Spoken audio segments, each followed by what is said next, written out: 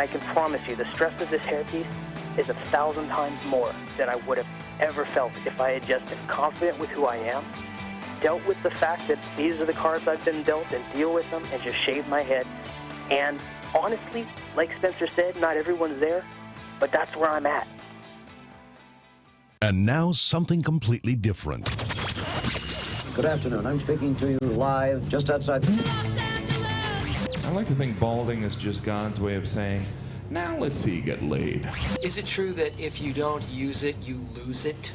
What I'd really like to do is put the greatness of this man in perspective. The Hairloss community has a lot to be thankful for, having you as a spokesperson. You mean you just call this guy up? About life and about reality. And now, America's #1 reality radio show for men. Live from Los Angeles, it's Spencer Kobren's The Bald Truth. Hey guys, welcome to the show. I'm Spencer Kobren, obviously the guy just announced me, and you are listening to and watching The Bald Truth. I apologize for the 16-minute delay, but this is essentially an impromptu show. Was not 100% sure if we were going to do this today, and we're having some technical difficulties, but I want to welcome a longtime fan, longtime friend, longtime, I guess, hair transplant, what's the word I'm looking for? Compatriot? Sure. Yeah. He's actually the first guy that's been in the new Beverly Hills studio. It's Dr. Alan Bauman. Dr. Bauman, how are you, man? I'm doing great, Spencer. It's so great to be here. I feel honored and privileged to be in the Bald Truth Studios right here in Southern California. Unbelievable. Are you kidding It's like me? a dream come true. I'm telling you, it's amazing. I'm looking for the seatbelt on this chair. Dude, let me tell you something. I don't like anybody coming into my space. It's funny. One of the reasons I got this place was I wanted to start doing more mainstream. I'm doing more mainstream cosmetic surgery stuff. Right. Right in Beverly Hills. I'm not going to say the exact street, obviously, but it's a great place for plastic surgeons to come and hang out and be in studio. I still have this weird thing where I don't like people in my space, and you're the first one. Well, like I said, man, I feel privileged. I feel honored. I feel blessed to be here with you in the studio, a little bit behind the scenes, and seeing you put all the magic together. Yeah, and make it happen no matter what. Even if there's a technical difficulty here or there, I know that there's a glitch, and we got the hamster wheels running. It was pretty magical, yeah. But it was probably my fault for all the electronic equipment that I brought in. But well, here's the problem. With this building, they only give you access. They only allow you. I think it's called. And I asked you what it was before, but it's like a web or something. It's not the web, but they only allow 10 devices on your system, on your fiber system.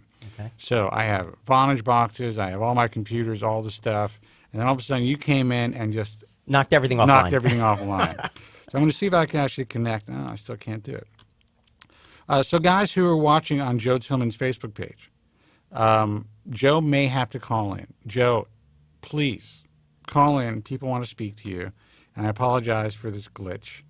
It certainly won't happen again because this is the last time I'm ever going to have anybody in the studio. Oh, no. The first and last? At least we make some history, Spence. But listen, Dr. Bauman, I want to ask you, first of all, I want to thank you for joining us tonight, and it is really a privilege, and I think it's going to be a lot of fun. One of the things that everyone is talking about, and we just talked about this, I just actually interviewed Paul Rose, and he was talking to me about a study that he conducted that is going to be published soon. I can speak about this because he essentially did the interview and said I could put it out any time, where they tested a large number of PRP systems that are out there.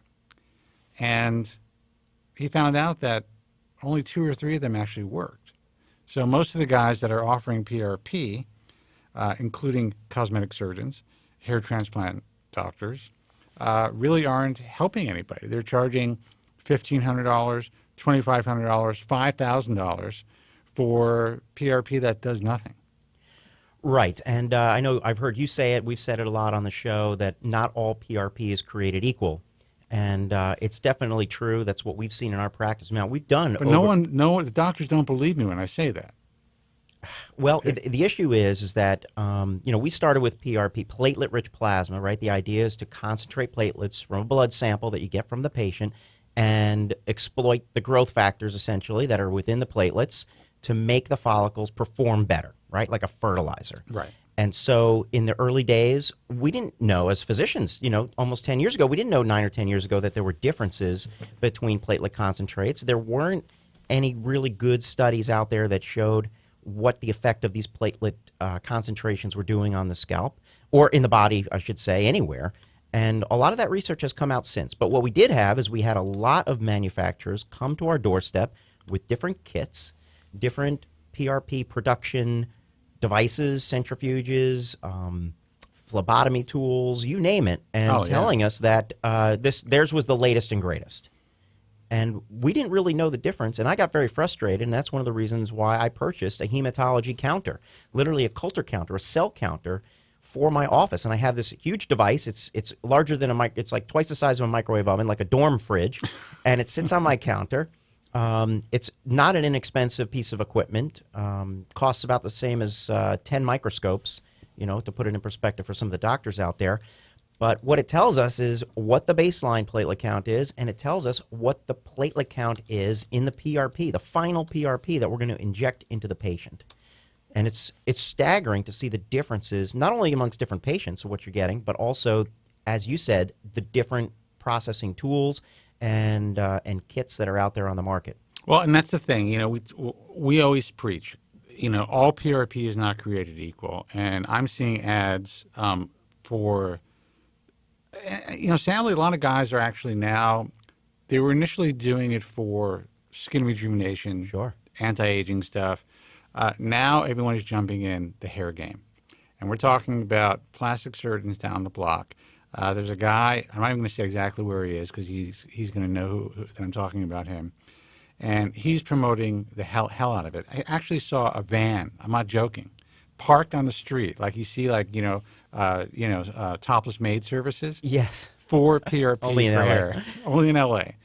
And it was this particular board-certified plastic surgeon who was advertising that way. Wow. So that's exactly what's happening. And I would say, and maybe I'm being, I don't know, I don't think I'm making use of hyperbole here. I would say 90 to 95% of PRP that's being performed today is doing nothing. Well, you're probably right, because there's a sentinel paper that's out there in the literature that basically is called What Is and What Is Not PRP. And it's very, very clear that if you're not hitting certain concentrations of platelets, that you really can't call what you're providing PRP. And it was written by someone, oral maxillofacial surgery. In dentistry, they use PRP a lot when they do dental reconstruction, tooth implantation, gingival, gum regeneration, things like that. And many of those guys, just like the orthopedic guys, are way ahead of us in terms of understanding how PRP works. Well, here's the thing. But it's sad to hear. It's sad to hear what's going on out there. That that they're saying, "Oh yeah, this is PRP. This is going to get your hair growing," but they're really not providing anything that provides a result to the patient. That's sad. This is what I know. There are guys out there, and some guys that I like who have really strong online presences. They are big Facebookers. Facebookers. They do a lot of Facebook Live stuff, and they're always showing their procedures, and they're very well known. And they do different stuff. Some of them are procedural dermatologists, and now they're getting into this hair game and just essentially saying, PRP for hair loss, come in and we can stop your hair loss. Like it's a definitive, this is it, this is the end of hair loss. I mean, don't you think if that was the case, and I say this all the time, it would be on the cover of Time magazine. We would not be doing this show. I would be, living on some island somewhere, not giving a shit about it. You'd be retired, Spence. I would be done. You'd be retired. Yeah. We call it over. Just call it a day. Yeah. So that's what's really what's bugging me is that even some of the old school guys, they're competing against and guys, I'm sorry, I haven't eaten much today and I already had a beer, so I'm probably going to have another one in a second. But they're competing against these complete novices on resources like, and if you're on there, that's fine. I have no problem with it. So I think it's a decent resource. But in resources like Realself, for instance, and essentially what these novices are able to do now on these websites is they're able to purchase their credibility and their level of expertise. And what that means is it's not like, okay, everyone has to pay to be a part of an organization. Everyone knows that people pay to be part of the IAHRS, but we have standards. You have to perform a minimum of 500 surgeries before you can be accepted into the IAHRS. These guys are essentially able to buy an ad. If they want to participate as much as, I guess they have to do something like 70 or 80 answers. I don't know if you know about this, per month, and then 10 per month thereafter to become a Realself top doc. And so essentially the guy down the block who just decides to buy a NeoGraft or whatever he buys is now able to say he is a hair transplant expert, have a 5-star review, and compete with guys like yourself or anybody else on this even playing field. Right, who've been in the practice of doing things for decades. And no one knows the difference. Right. Well, look, you're the consumer advocate. You've got to get the word out, but you have to empower the patient. And so, I would encourage you to not only tell prospective patients where to look in terms of credentials and which credentials mean what and why, but also as a hair loss, if there's a hair loss sufferer out there, they need to know what questions to ask. So if you are going for PRP treatment, the first thing that you probably want to ask your doctor is, what is my diagnosis? Because there are many hair loss conditions that are not appropriate for PRP. And total and extensive baldness is probably one of them. So, if you're a Norwood, 5 to 7 for those experienced listeners out there with most of your hair gone, PRP may slow down, even if when properly performed, may slow down the progression of the hair loss, but it's probably not going to get you to your end goal. Let's forget about PRP. Let's talk about hair transplant surgery. Let's talk about these guys who will perform surgery on anyone. They don't even know they're doing the wrong thing. Right. That's the problem. I don't know if you saw. I did a talk here in Los Angeles, and I put a slide online, and I had a tech. I don't know if you had a chance to see that. I haven't seen it yet, so tell me. So essentially, she was saying that physicians and patients are being sold a lie. And she's in the trenches. She's been doing FUE for over 6 years. And she has to sit there and watch these physicians fumble around, not know what they're doing, selling large cases to people with scarring alopecia. And she has to take them aside. And she said, look, I want to work. But she has to tell these people it's not going to be something that's going to benefit this person.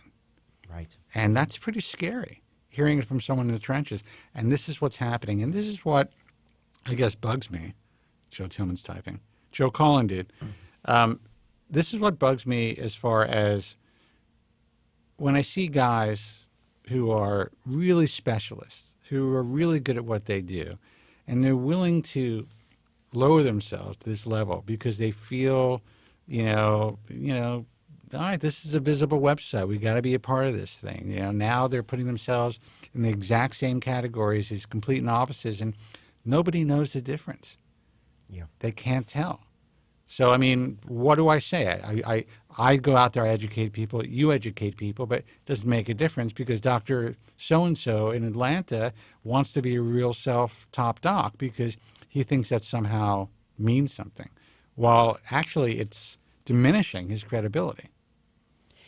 No, you're absolutely right. But arming the patients with the prospective patients with information about what organizations those physicians should be members of, that they're going to look for. What is their area of expertise? Look, if you're going to someone whose hair transplant page on their website is almost like an afterthought under a list of menu items deep down underneath Botox and fillers and laser rejuvenation and you name it, that's probably not the specialist that you're looking for.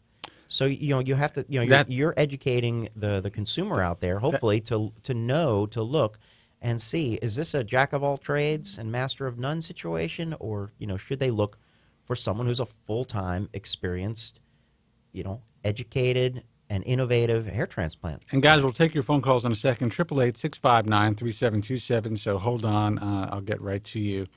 Joe Tillman, please call in. Oh, Joe, you're on hold. Okay, good. I mean, a great example, Spence, is that, if someone who does a hair transplant twice a month will never, ever catch up in terms of experience and expertise to someone like myself and my colleagues who do transplants once or twice a day. I mean, they could spend their entire life doing hair transplants twice a month or even twice a week. That's not enough time on tissue, as we say in medicine, to get the experience and expertise of someone who's a full-time surgeon. Well, and that's the thing, but that's what irks me. No one really gets that. So when I see guys like, and I'll name them, whatever. I mean, he's not part of what we do, but say Bill Rassman, who's advertising on places like Realself, and I see specials because they're advertising specials, and he's giving away whatever specials he's giving away. And the same guy down the road, or maybe just one town over, in L.A., a town is like a mile apart. Sure. And they're willing to give the same thing for $250 less. This is what consumers are seeing. Right. It doesn't make a difference that Bill Rassman is, one of the pioneers, one of the real, the guys that really started it all, one of the most respected doctors in the field. It's like he doesn't give a shit. You know what they care about? What the perceived ROI. But what they don't realize is for every dollar they see coming in the door, they think is coming in the door, there's 5 that are going out the back. And they are losing... They're basically losing the reins of the field, and I just really see, in general, the entire industry just going down the tubes. Now, guys, this may be Joe. So I should retire? Well, I mean, if you can, I would. No, I love it too much, man. I'm not going anywhere. But no, that means I don't have to participate in that. I mean, I'm lucky enough that my patients come in through word of mouth. Referred by someone who has had the procedure, referred by a friend or family member, or could be a hair salon, hairstylist, professional in the beauty industry, or a plastic surgeon who is not competing in hair transplantation or trying to.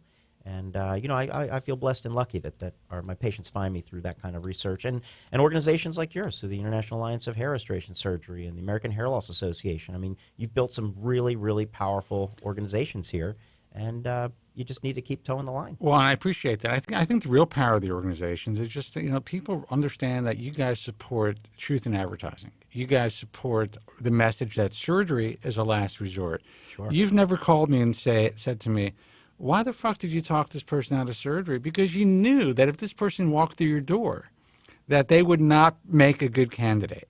So we prime people. We let people know, look, you're probably not going to be a great candidate for surgery. You may decide that it's not a good idea. And I have had people complain, believe it or not, but eventually they do understand it. Let's see if this is Joe. And I may be able to hook up with him in a second. Hey, Joe, is that you? It is me. Dude, I'm so sorry. Dr. Bauman came in and screwed up the entire studio. Hey, Joe. Hey, Doc. How you doing? I'm doing fantastic. Look, I've been listening in, and I've just been getting more and more depressed. We're fucked. Patients are fucked. It's all going to hell in a handbasket. I just got through filling out my Realself application, and I'm going to be a top doc. Dude, and the thing is, I'm not going to say that it's possible. It may be possible. I don't know if they actually do check your credentials. And look, I want to say this. I have no problem with Tom Siri from Realself. I think that they run a really great business, and that's exactly what it is.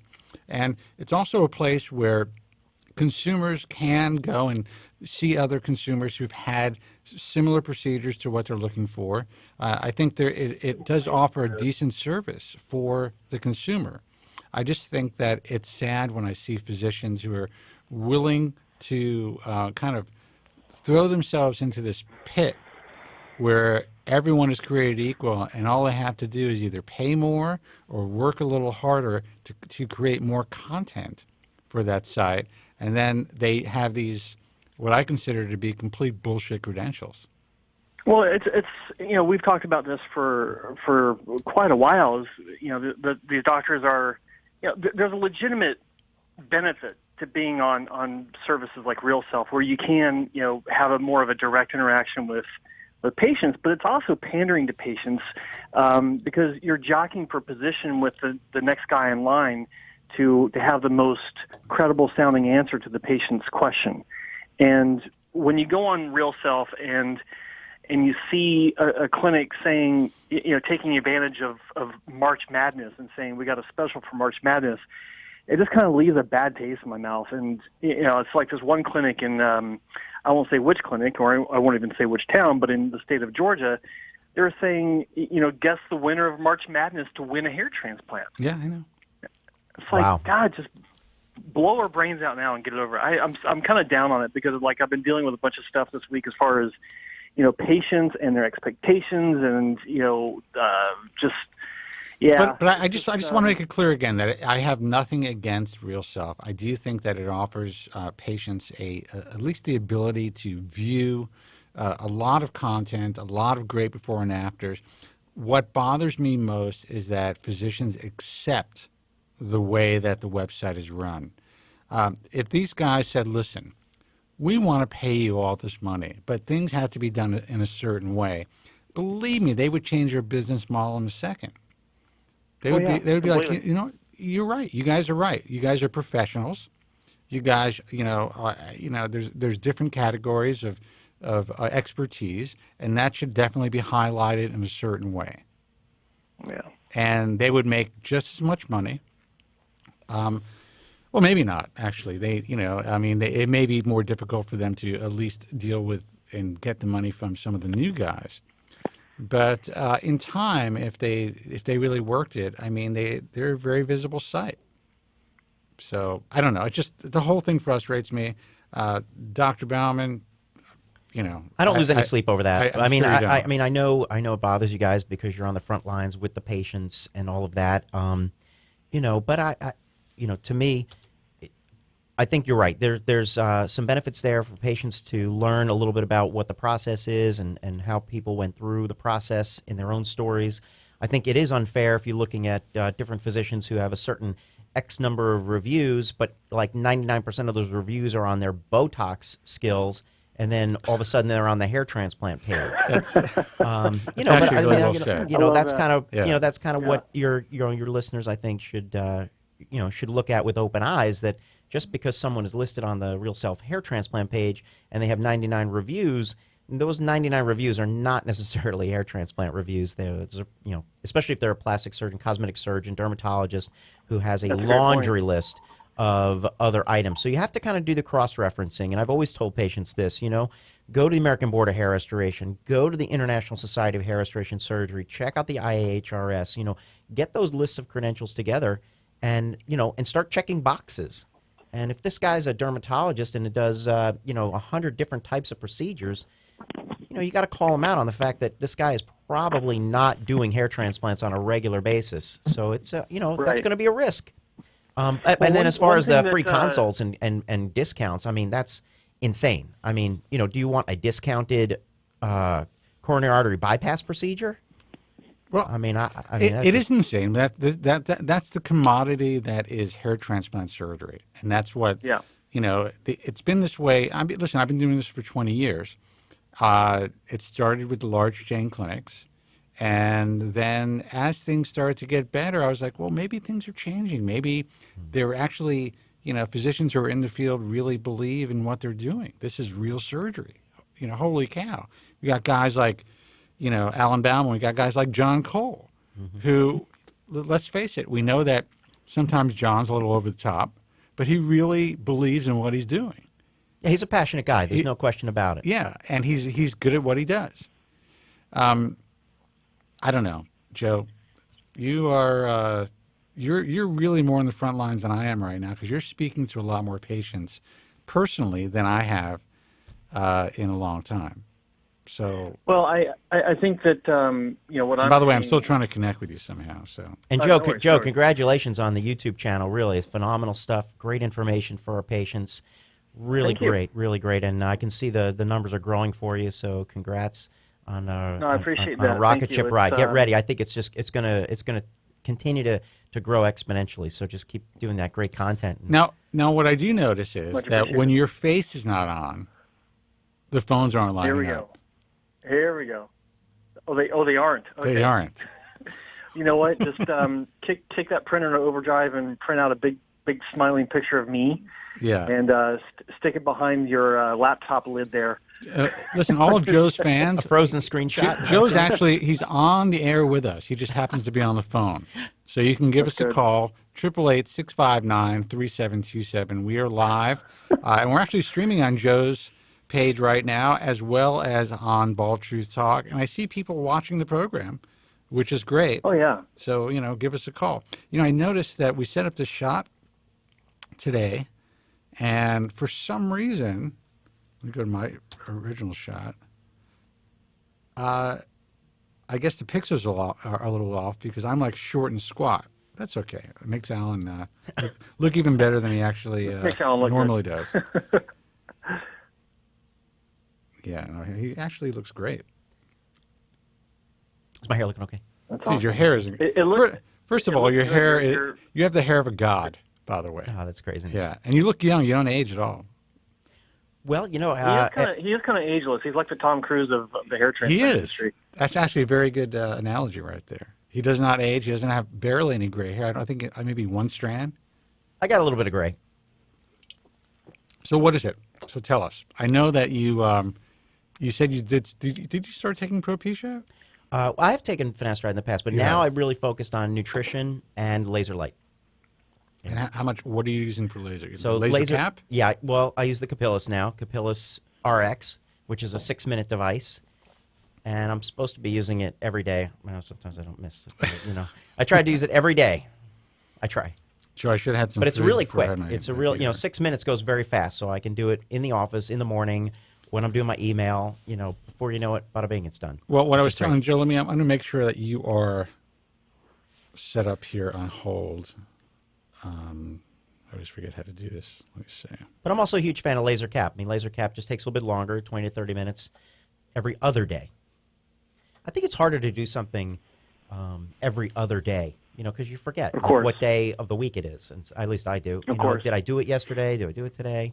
So I think just in my practice, the patients tend to have a little bit better compliance with the daily devices.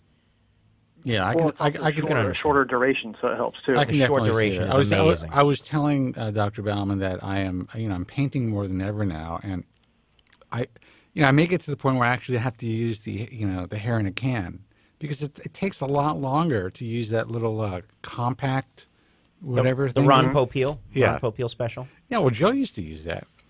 Yeah, that was my go-to 20 years ago. Yeah, and I had to wean myself off of it when I saw myself in an image where I was at a formal with this girl I was dating.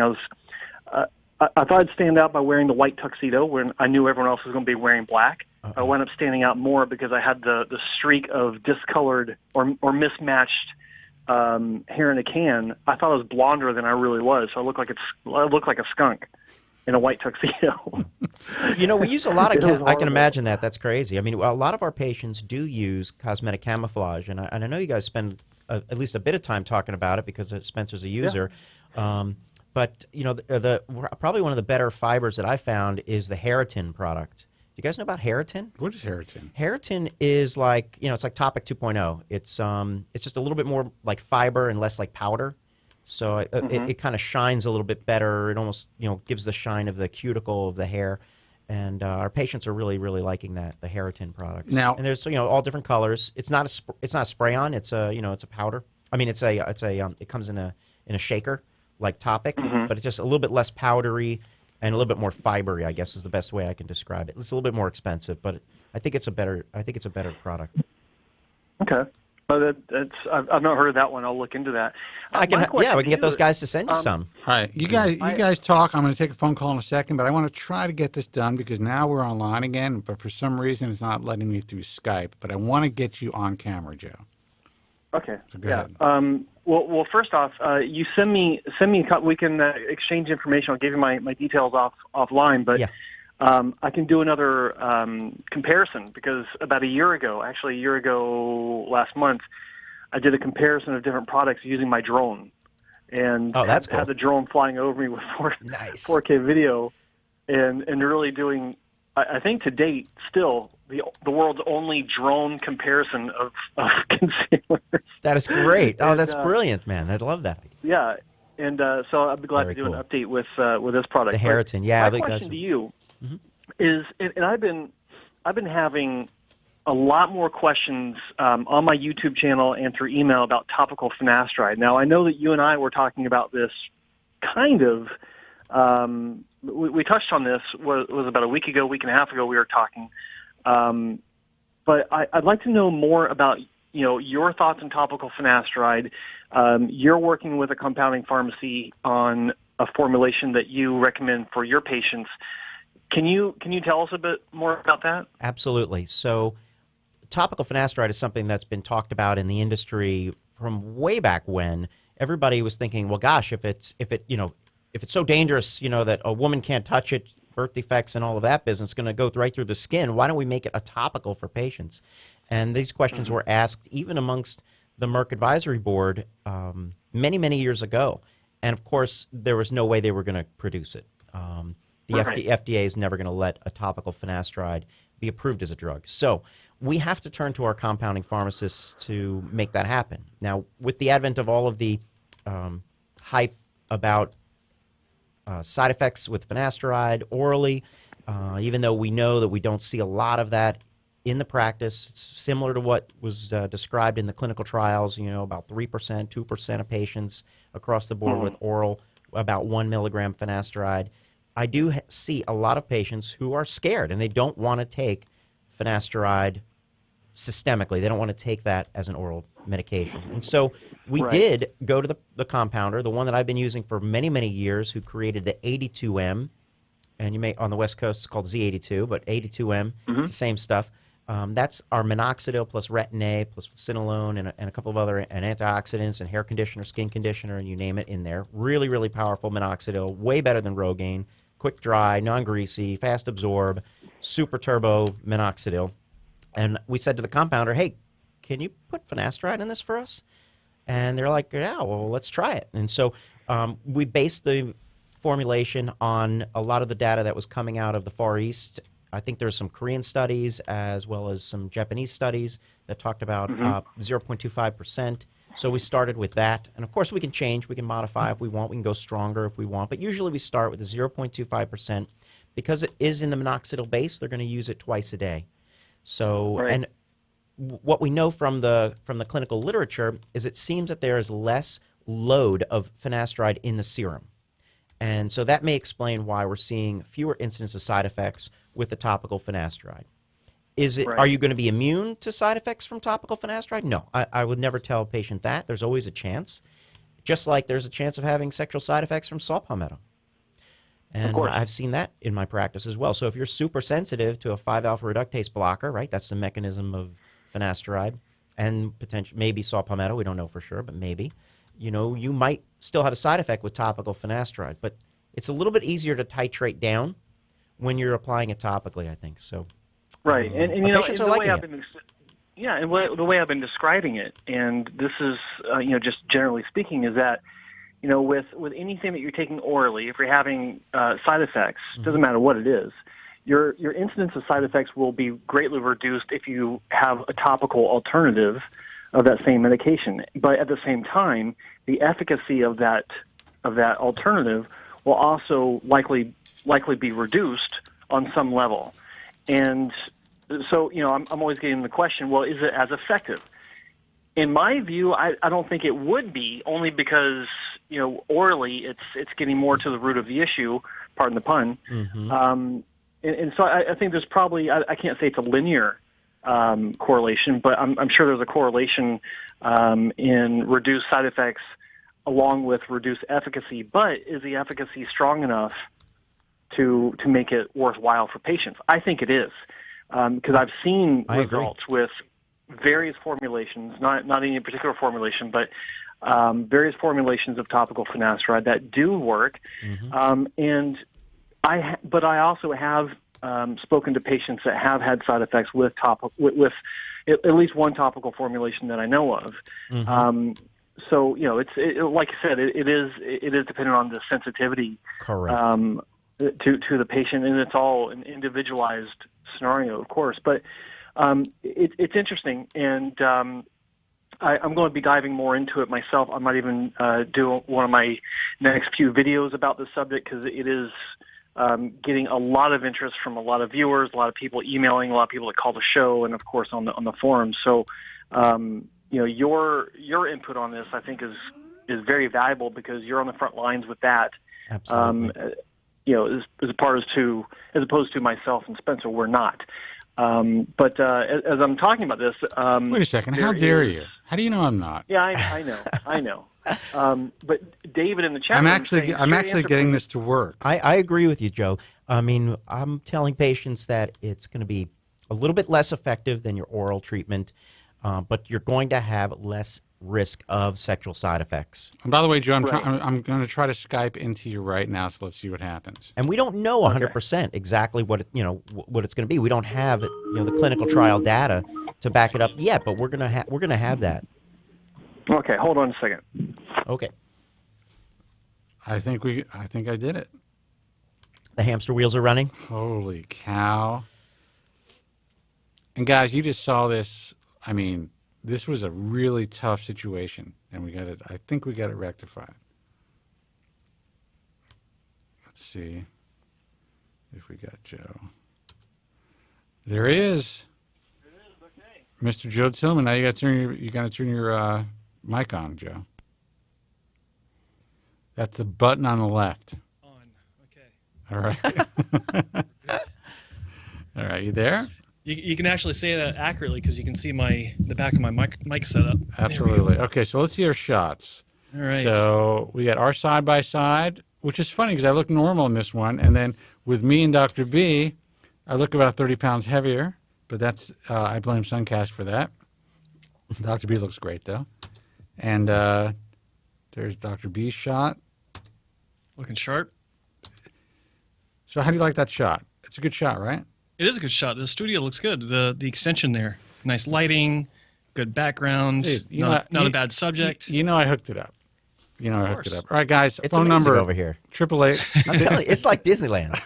I'm telling you, I'm looking for the e-ticket ride. Where's my seatbelt? 888-659-3727. We are live with Dr. Alan Bauman from Boca Raton, Florida. He's a longtime friend of the Bald Truth. IAHRS accepted member, of course, recommended by the American Hairloss Association. And we finally got Joe Tillman live from our TBT studios in Vancouver, British Columbia with us.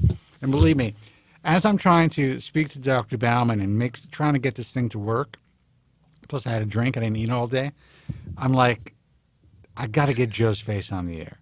His guys are not going to call in unless Joe's face is on the air. Well, it'd be nice since you're like streaming through my channel and everything. But, yeah, that's true. And I decided just to stream through your channel today. And it was just like, all of a sudden they're like, oh my God, it's that Kobren guy again. Anyway, where's Tillman? 888-659-3727. Let's see who this is. Hey man, you're on the air. Who's this and where are you calling from? It's Maury's Wigs from Brooklyn. Maury. Right Morty, on. how are you, man? What's going on? Not much, man. Yo, I'm so glad that you played that at the end because you made my night. I'm glad.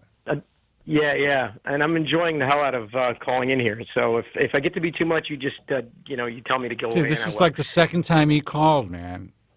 And your name, you brought him back with that Maury's Wigs. And your name is Mordecai, Mordecai, right? Mordecai. That's right. Yeah. Yeah, but you can call me Morty, so it works.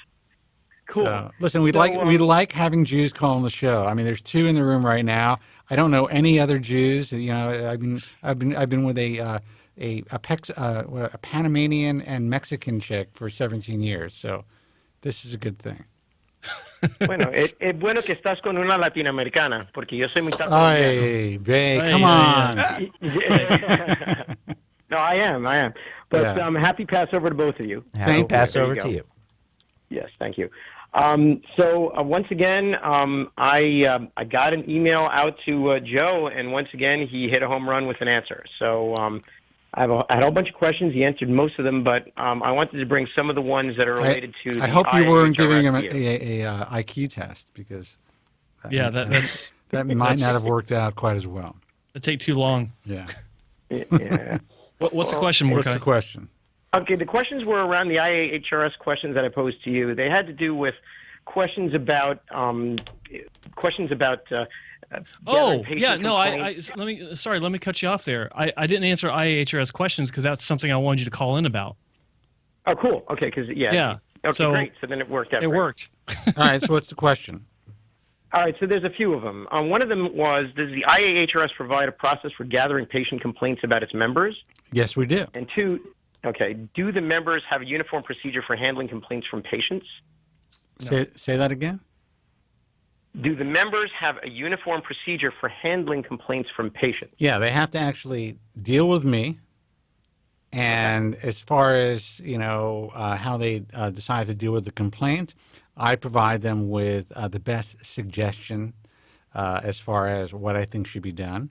If they end up doing something that I'm unhappy with, then they're out. Sorry, let me interrupt, but are you asking like all complaints or just complaints that go through the IAHRS? Because, all complaints in general, then no, there's not a standardized system. But no, he's talking about the IAHRS. But complaints that do go through IAHRS, then yeah, there's a standard. Yeah. Or so there's a essentially, protocol. this is the way that it works. We try to adjudicate as many complaints as possible if the complaints are within our jurisdiction. Meaning, you have a complaint about price, that's your problem. If you have a complaint about, maybe the receptionist was nasty to you, then that's your problem. Maybe what we'll do is say, hey, look, I'll call the doc and say, you might want to check out your receptionist. We got a complaint about your receptionist. If it's a complaint about the work itself or aftercare, things of that nature, things that that we believe is within our jurisdiction, then we do our best to adjudicate it and help the patient. We've gotten patients refunds many times, but there is a usual process, and it's not the IAHRS process, but in most cases, if a patient is unhappy with the procedure and expects a refund, most physicians will have them sign essentially a legal document stating that they will not go online and try to disparage them if they do decide to accept this settlement, so to speak. And that's pretty common. So, if one of our doctors decides to do that, we're not going to, say, hey, look, you can't do that. You don't want to try to appease somebody. Anybody can make a mistake, have a bad day. And it would be probably pretty frightening for any physician to say, okay, you know what, we're going to give back this guy's $20,000, apologize, things didn't work out, and then have somebody on your ass for the rest of your life, even though you did your best to help them. So that's usually what transpires. And I don't know if Dr. B can get more involved. I know you don't have to deal with this too often yourself. Well, I've treated probably about almost 20,000 patients and operated about 8,000 hair transplant surgeries and almost 4,000 PRPs. So all I can say is that you want to choose your physician that has a patient-centered practice. And I pride myself in our team. We have 20 people in the practice, Bauman Medical. I'm the only physician. I have nurse practitioner, medical team, administrative, patient services team. And our primary core value is that we're there to take care of patients first. So in the midst of a patient-centric practice, I will tell you that if a patient has a question or a concern or a complaint, we are pretty well able to handle that inside the office. And thankfully, it's very, very few and far between over many, many years. I'm knocking on wood, but it's very rare that situation would happen. So, but that's just how we handle things at Bauman Medical, and we are keen on. We want everybody to be a raving fan. So if they're not a raving fan, then we will do whatever it takes to make that patient happy. And that's how we do it. But we want you to have a great result and have a great experience too, not just a great result, but a great experience at the practice. Look, I can tell you this. The bottom line is there is not a doctor who practices or performs surgery that has not had an unhappy patient. That's just the way that it is. Exactly. And good point. Good point. And I think the bottom line is you have to do your due diligence and also understand that, you know what, this is cosmetic surgery, and I can get fucked up even under the best circumstances. It could just happen. There could be physiological issues that I'm dealing with that the doctor's unaware of or whatever. He may not. He can give you every test. He can use his best judgment. He could have treated 30,000 patients, and you could be the anomaly. And I tell everybody that. people do not, and that's why it bothers me that it's turned into such a commodity. This is real surgery. This is so life-changing, in fact, that, and this is not to diminish, say, breast augmentation, but the truth is, at least in my view, usually if you have the average bad boob job, you can probably get them a woman could probably get them fixed to the point where she looks normal and she's comfortable again. In most cases. The worst case scenario, she at least gets to cover up her breasts, and when she's out, in public. It's not broadcast to the world. Right. Guys are broadcasting the hair of the world, and also you are dealing with a finite amount of tissue and hair that can be moved. And once that is wasted, and you're basically using the rest to try to either camouflage or fix the initial damaged results. So it's a big deal that you really have to think about. I know, Dr. B, you're looking at me and you're agreeing, you're shaking your head. No, I agree completely. I'm just thinking, what would how would I explain that to your listeners? How would they know if they were like high risk? Patients who have had previous work that they're unhappy with for whatever reason. It could have been a scar tissue that they had, their available donor supply or quality of hair, their compliance with medical regimens to slow, stop, or reverse their hair loss process. Those are things that can throw a wrench into the works. And not to say that those patients we don't operate on, of course we do. We understand that there are going to be limitations. So you should have a heart-to-heart discussion with your surgeon that you choose about what are the limitations of the process that you're proposing. And that would be my guidance to the listeners out there on Bald Truth that. And Giovanni and sorry, Morty, we'll get back to you, but I want to address Giovanni's question in the chat room. He says, what are some of the doctor clinic errors or problems that can go wrong with a surgery that turns out to be a failure? Well, I think the number one thing that can go wrong is not educating the patient beforehand. Even if it's a successful result in the eyes of most people, the patient can think it's a failure because expectations weren't properly set. But surgically, I mean, there's a whole list of things that can go wrong. Mishandling of the grafts, for one thing, on many levels. Too much transection, assuming FUE, in the donor zone due to the wrong punch being used, or forceps not being used properly to extract the grafts. There's so many issues just in that aspect of the procedure. And then there's with recipient site creation, the incisions can be too deep, too close, a combination of the two. One of the things I run into, or I've run into for many years, is patients going in expecting, and this is on both sides, but expecting that a specific density numbers laid out per square centimeter, which is also, I think, the wrong way to go about things, and then not realizing that patients can't always get an X number of grafts per square centimeter because skin tissue itself is highly variable. And when you're making incisions really close together, the connective tissue in between two incisions can literally just dissolve because it's not. I mean, Dr. B can chime in on this. And yeah, you're amazing. I mean, that's that's incredible information and 100% correct. And just think about how much the skin, let's say, could expand if you put a little bit of fluid into that skin. And that variability is huge depending on the age of the patient and their genetics. So you could promise the patient X number of density, phenomenal density, but if their skin doesn't expand a little bit, and that's one of the techniques that we use to try to get a little bit more density into an area, so your listeners can understand, like expanding a balloon with air, making dots on the balloon, and then letting the air out of the balloon, those dots look much closer together, right? Once the air is out of the balloon. Same thing can happen with the grafts. But if you can't put as much air into the balloon, it's a fixed amount of air that you can put in, it's not going to spread the tissue. And so you're not going to get the density. But here's another thing that I think is really critical for listeners to understand, is that it's not just necessarily the density that gives the coverage, but it's the angles that make a huge difference. Because think about the swirl on the back of your head. If all those hairs were perpendicular, you'd have no coverage.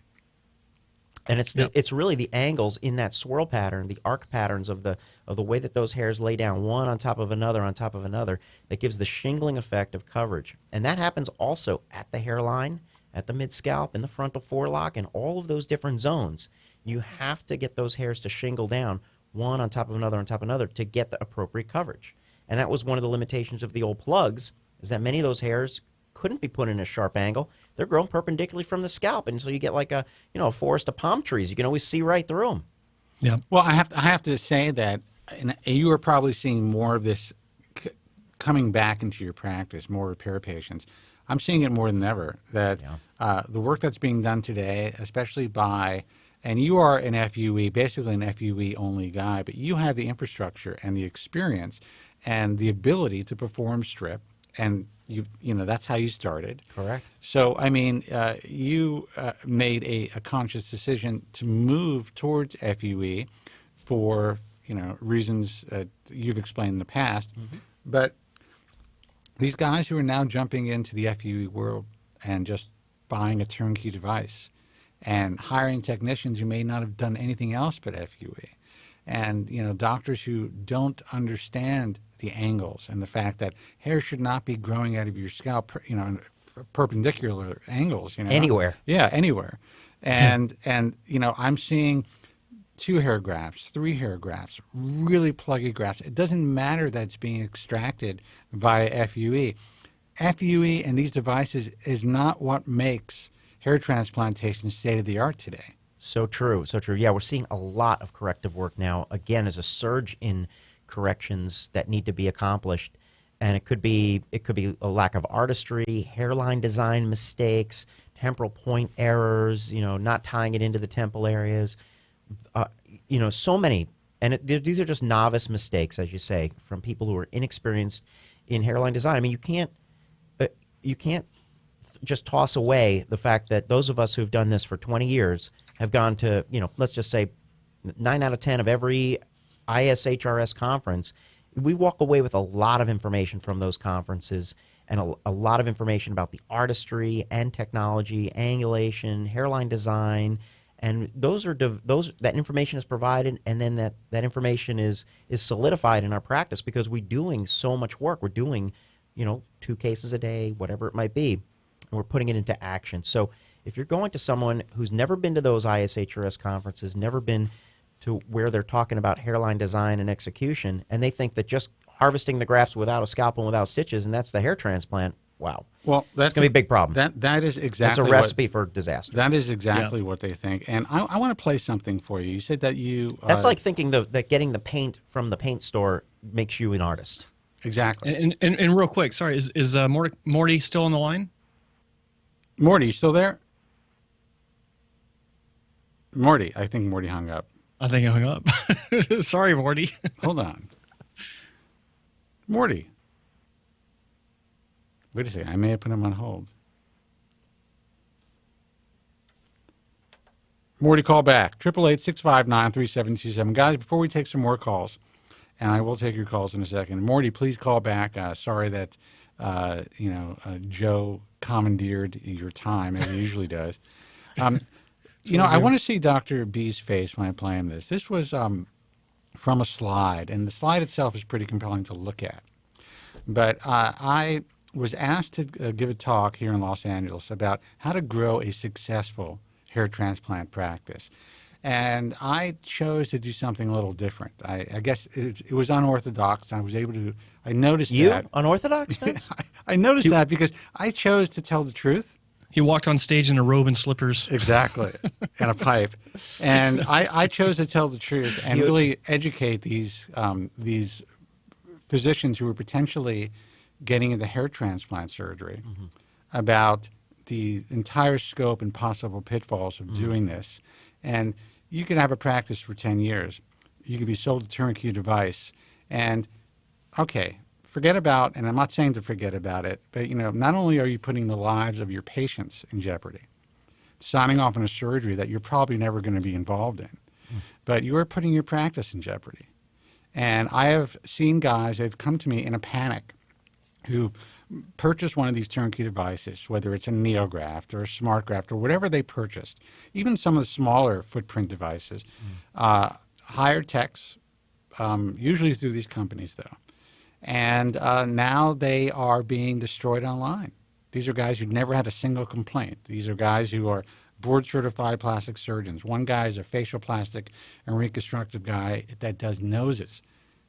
Basically, he's known for his noses, and he ended up getting one of these machines, and it's all over. You screw up one guy, that could be the end of your career, especially if you don't understand why it happened. And you know, there's this, and I've spoken about this before.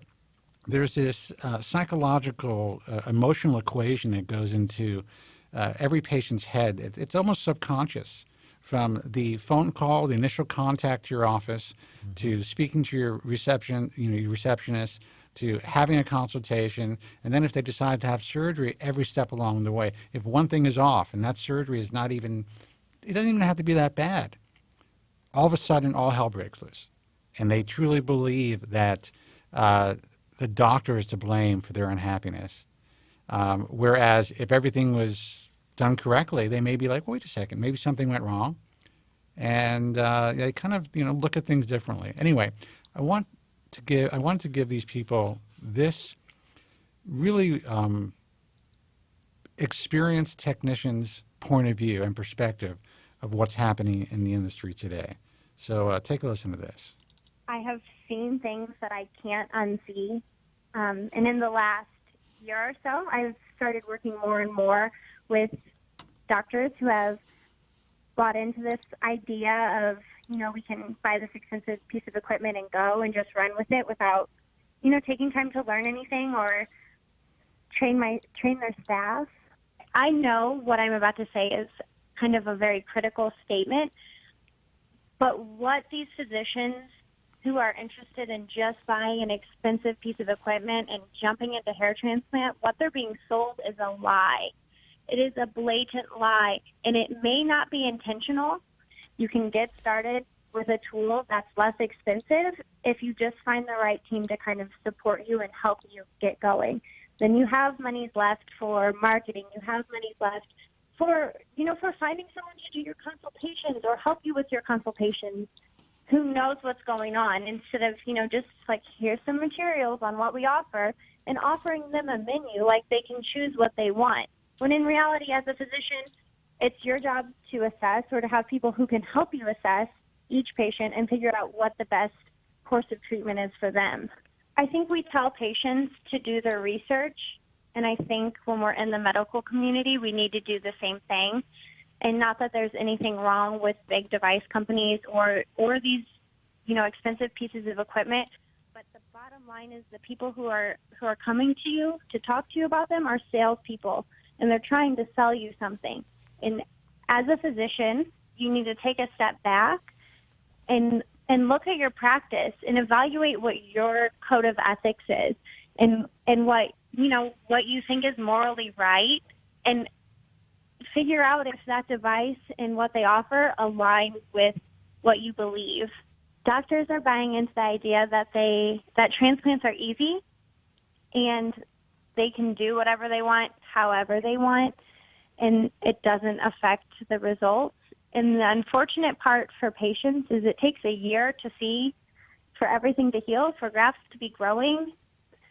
So patients have no idea. They have no idea what's happened to them until it's too late. Now, this is from a person who performs surgery every single day. And she was brave enough to come out, even though I had her in the shadows. Mm-hmm. And we did some more segments, and it's going to be our undercover tech segments. And I've actually had some other girls who agreed to come on as well. And, I will tell you this, that you're on like a dais when you're doing these talks, and you're on a panel, right? Mm-hmm. And I'm watching everybody else speak before me, and all these doctors are on their phones, or they're taking notes, or they're looking at their iPads. All eyes were on me during this talk, and they were just riveted by just the reality of what could happen. And I made it clear. I said, look, I am not a device hater. I'm not even going to say it on the air, but I told him the amount that I made from Restoration Robotics as a consultant. And I said, look, my whole thing is none of these things are turnkey. You have chosen to use an eargraft. You have chosen to use a robot. You have chosen now to offer smart graft. Your job, and you're, at least from what I'm seeing, is you are trying to get every tool possible to make the patient's experience the best experience that they could have. And only someone who has the skill, understands the parameters, has the right staff, the right team, can make that happen. And these people who are buying these devices are not making it happen. And that was proof positive that, you know, a lot of these guys, they get into it and they are being sold a lie because they don't realize they don't realize happening. the intricacy of the procedure. Right. You know, I think that the procedure has gotten a lot easier for patients to go through. Yes. For sure. And so sometimes that message is mixed up with how difficult or hard it is to provide the procedure. I mean, I know what we do. You know, a hair transplant's a 20-man-hour job. It's a symphony of detail between 5 people over the course of 6 to 8 hours. I'm going to steal that line. I like that. I love that comment. Yeah, it's a symphony of detail. Yeah. I mean, that's what it is. And we, you know, you have to pass the baton to the right person at the right time, and they need to know their role, their responsibility, and all of that. I mean, it's so I think, you know, look, you would never have a general surgery team in a large teaching hospital go out and buy a Da Vinci robot and give it to their dermatology department. You know, I mean, a Da Vinci robot is for general surgeons who know how to do a procedure, either laparoscopically or open, and there's a huge training process.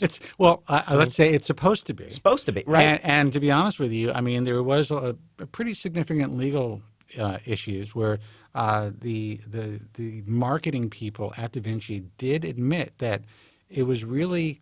so they got ahead of it. Yeah, it was the cart before the horse in that regard as well. Okay. I guess that wasn't a great example. They basically, but they did say, and this is out there on the internet in perpetuity, that their focus and what they told their salespeople were to focus on less experienced laparoscopic surgeons. Wow! So people who really didn't know. I mean, in All my right, mind, people didn't know what the fuck they're doing. So, so then I'll just change my perspective. Then it's just history repeating itself again. Right. Okay, it's, you know, instead of a great example, it's not. Yeah. But yeah, I mean, but it's like putting a powerful laser, you know, to resurface skin into the hands of a medical student without any training. I mean, it's just, you're not going to hand him a laser and say, "Oh, go resurface this patient." I mean, he doesn't know the settings, he doesn't know the artistry, he doesn't know how it relates to the skin tone. So there's a mismatch there. Yeah. And FUE procedures have gotten a lot more comfortable for the patient. They come out with very, very little discomfort. 90% of our patients don't take a pain pill after a day. They are back in the gym in 3 days. I had to take one before the show tonight. So. Well, when the surgeon steps in the room, that's not uncommon. But I think that physicians are confusing that with how easy it is to provide the procedure, and it's not. So I guess there's a lot to unpack there in that comment from that technician. But I think that's really, really good information to get out to the general public, because it's not Spencer Kobren saying, "Look, this is my Alliance of Hair Surgeons, and this is why," but it's someone who's inside, an insider in the industry, is saying exactly what needs to be said about the intricacies of the process and the procedure, and many of these doctors are being sold a bill of goods, with the device package. And that's, I mean, you need to, look, I'm, if somebody wants to come and learn how to do hair transplant surgery, my door is always open. We have physicians that come in all year round. Sometimes they come in to just observe a day. In fact, it was just a couple weeks ago. I had a friend of mine come in to observe a procedure, and our door is open. We want to share the knowledge and the education, not just of how these different tools are working, but also the artistry and tricky cases. That's why we go and schlep out to the International Society of Hair Restoration Surgery conferences, wherever they may be. Kuala Lumpur. And next year this year it's going to be out here in L.A. So look, I have to tell you this: I've never performed surgery in my life, and I've seen a lot of surgeries performed. But I know, with my gig, there is not a day that is exactly the same. I couldn't get my light to work. Right. The computer didn't work before. I mean, there's always some sort of an issue. So some gremlin is trying to sabotage you, but and even after 20 years of doing this, right? You know? So I can't even imagine how difficult. It doesn't matter what kind of consultation this person had. As soon as you open that scalp in any way, you go in and take that first punch. That sets the tone. Yeah. And every day is you're going to be surprised every day. And anybody who says differently is just a salesman. It's so true. And every consultation is different. Right. I mean, that's one of the fun things I love about talking to patients every day. I mean, I spend a lot of time with my patients. My admin staff says I spend maybe too much time, but I like figuring out, what's the plan going to be with the patient. So there's no question when the patient decides to pull the trigger and say, yeah, doc, I want to go forward with this. There's no question in their minds of what they're going to get. Everything is planned out exactly. Hey, look, if you know you're going to need 2 or 3 procedures to get this job done to reach your goal, okay, well, that's what it's going to be. And here's the timeline. Here's our estimate, how many grafts we think we're going to be able to get. And and it's a variability. There's things that can go wrong and there are things that can go great. Just last week, we got nearly 2,000 grafts from a small stealth procedure with FUE. It was completely hidden under the guy's existing hair. There's no way I could, even after all I experienced, no way I could have predicted we were going to get 2,000 grafts from that small zone. And it was great. He had a great density. He lucked out. We didn't have to shave another area. It was just phenomenal. And I don't mean to cut you off, but nobody could predict any of this. Right. So when they say it's predictable, or when a company sends a salesperson to sit there and to basically sit in on the surgery, which Joe Tillman has seen himself. And Joe, I mean, and guys, I'm sorry. Hold on. I'll take your call in 1 second. 888-659-3727. Joe, I mean, you can share the experience when you were in the doctor's office if you want. And there was essentially a salesperson or a counselor in there saying, move on with this procedure, even though it wasn't working out. I'm sorry, which? I know that you actually were in witnessing a robotic procedure. And there was a salesperson that was there that essentially was not only saying these things in front of the patient, but was trying to make essentially, medical decisions for the physician. Wow. Well, this person was making medical decisions and was trying to encourage the procedure to move forward. And there was... Well, first off, what I didn't like is that the discussion was happening right there in front of the patient. The patient was laying in the position they lay for the procedure, and the discussion was going on as if, I was shocked. And this rep was even debating your volume is high. Sorry. With a physician about how to move forward. And I didn't say anything because I didn't want to add to the potential drama in front of the patient. Because let me tell you something: when you're burying grafts and the physician notices and says something, and the salesperson says to keep going, don't worry about those buried grafts. I think there's a problem there. Oh yeah! Wow, that's craziness. Yeah. Oh, it was insane. I mean,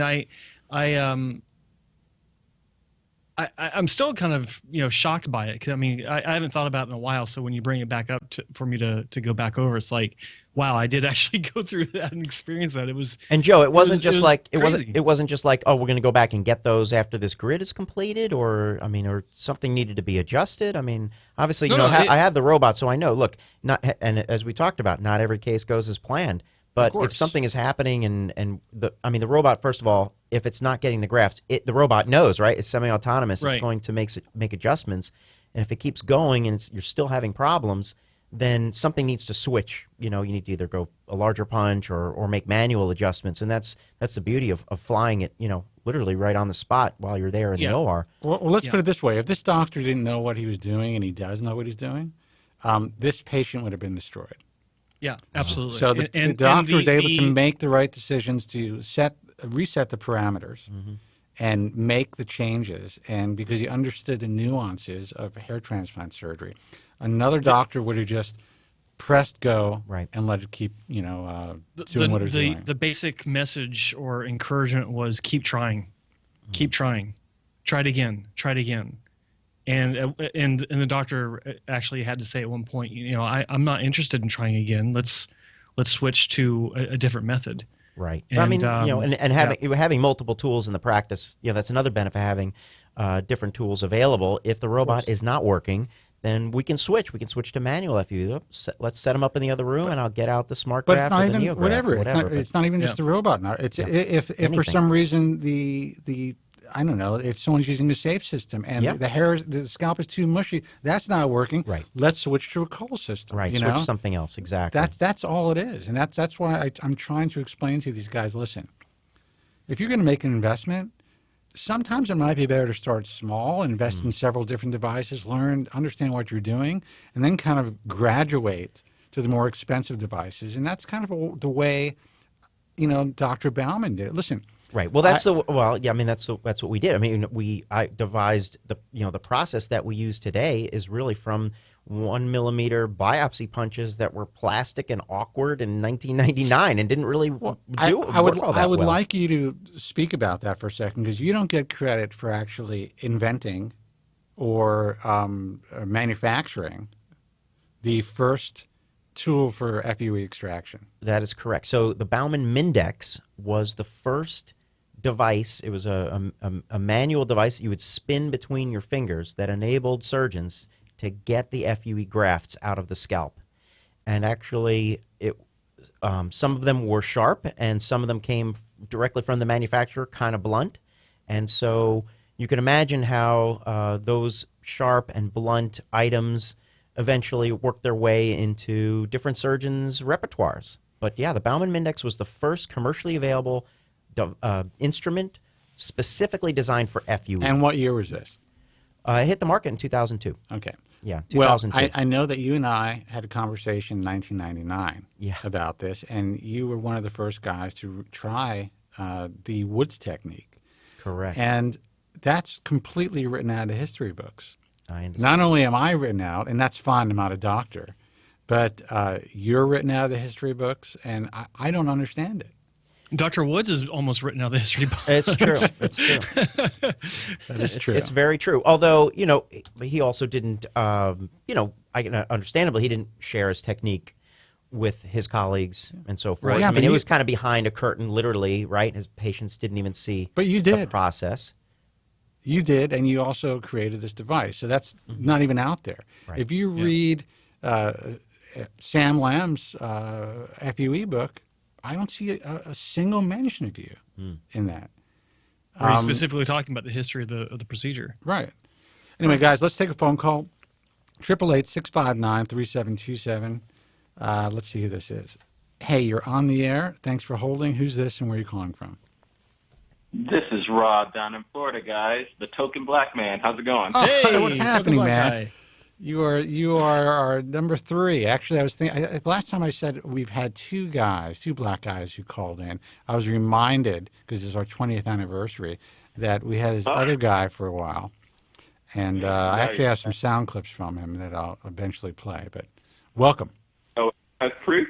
Listen. We got to prove that brothers care too. That's the thing. Black hair matters, man. Black hair matters, man. That's it. Hashtag brothers too. That's funny. So what's up? So I want to find out from you guys more about the topical finasteride. I keep hearing about it, and I'm somewhat interested to find out if I can get my hands on it. I know it's available in Canada, but Dr. B, I live actually about 15 minutes from your practice, I think, in Boca, and I'm wondering if you guys sell it there. Well, absolutely. We've been prescribing it for a number of years now, actually. But look, can I ask you, have you used oral finasteride? Propecia? I have been on oral since September. Okay. And any good effects, any bad effects? What are your thoughts on how it's been working for you? Well, I haven't had any side effects that I know of. To be honest with you, recently, over the past week or 2, I have had some tenderness in my testicles, and I don't know if that has anything to do with it. I was actually going to see my physician about that, and yeah, I don't know if that has anything. If there's any correlation between the two, it could be something else. I don't know, but other than that, there's been no sexual side effects or anything like that. If anything, like I was telling Joe a couple of weeks ago, I feel like I'm actually hornier to actually be honest with you. I've actually, had more of a desire, for sex than before. So I don't know if that has any, I don't know if it's just the hormones or what it could be, but that's just my experience. So there is, when you're on finasteride, there is an increase in testosterone because you're blocking the breakdown of testosterone into DHT. So there is an increase in like regular testosterone. Regarding your symptoms, testicular pain, I would encourage you to visit the urologist. There, I think Spencer did an entire show about testicular pain on finasteride. Am I correct? Absolutely. I dealt with it for a long time, and I would say that. It keeps coming up on my YouTube channel, so I'm wondering if there's a message there. But or when I'm surfing YouTube. So, but is it? But mine was pretty severe, and it lasted, and there was nobody to talk to about it back then. Wow. And except for my a GP. Right. And he just said, "Ride it out." Man up. And did it go away? It went away. Okay. I've been living with testicular pain for 20 years. Well, to keep your hair, I can understand. That's true. So it's sometimes it's beauty it's is a pain, give and my a take. friend. Beauty is pain. It's very painful. And so it's it like was binding your feet. So it was a Bald Truth segment, or it was a Joe Tillman segment? It was a Bald Truth segment. Oh, okay. It was. Yeah. It was both. But it was both. It was Joe's face as the Bald Truth on Joe Tillman's live stream. Oh, okay, got it. All right. Yeah. So, I mean, like I said, if you're on the finasteride, you may want to just discontinue it for like a week and see. It comes out of your system in a week and see if that changes things, see if it changes the pain. But you can absolutely. It's not even really like. It's not even really like. It's not pain. Just during the day. Like if I'm like, using the bathroom or something, and or if I'm not the bathroom. If I'm going to take a shower or something, and I'm soaping up and everything. Occasionally, I'll feel like a little prick or something like that. So I'm not sure if it's. I'm going to talk to my doctor about it. To find out. Is it like and again, we actually have a physician in the room. So, but I'm not here to give medical advice. But is there like a dull ache at all, like that lasts for a while? Only if I touch it. Only if I touch it, and it's not even. I think it's maybe the part that connects the testicles. That actually sounds like a swelling of the something with a P. It's maybe. What is that? You're getting closer. You're getting closer because last episode you couldn't. You're like, it's on the tip of my tongue. I can't remember the name. So now you got the first letter. It's something with a P, and if you touch it, it hurts. And I've had that before, and it had nothing to do with finasteride. Penis. Not penis. No. Not penis. Doc, chime in. What is it? I don't even know what I'm talking about. Somewhere between your prostate and your. Well, he's a doctor. I could show you, right? I work on the other head. Thank you very much. There's a reason why I'm not a urologist. That's why you brought him into your studio. I see. Yeah. No, but we do encourage you to go seek out. Listen, it's all, your urologist. Any self-promotion is good self-promotion. You know what I'm saying? The frenulum. It's the frenulum. It's the what? The frenulum. The frenulum. Yes. No, it's not. That's what Dave said in the chat room. Peri. I can't. Not peritoneum. No. I don't even know enough to try to Google it. But anyway, it swells. It hurts when you touch it, and the doctor's going to say that you could have a small infection in there, and may be caused by finasteride. Again, I'm not a physician, but usually that's pretty transient. Okay. Right. So, problems with not that it's a problem with finasteride, but it tends to slow down the production of the ejaculate. So, the functioning of the prostate kind of slows down a bit.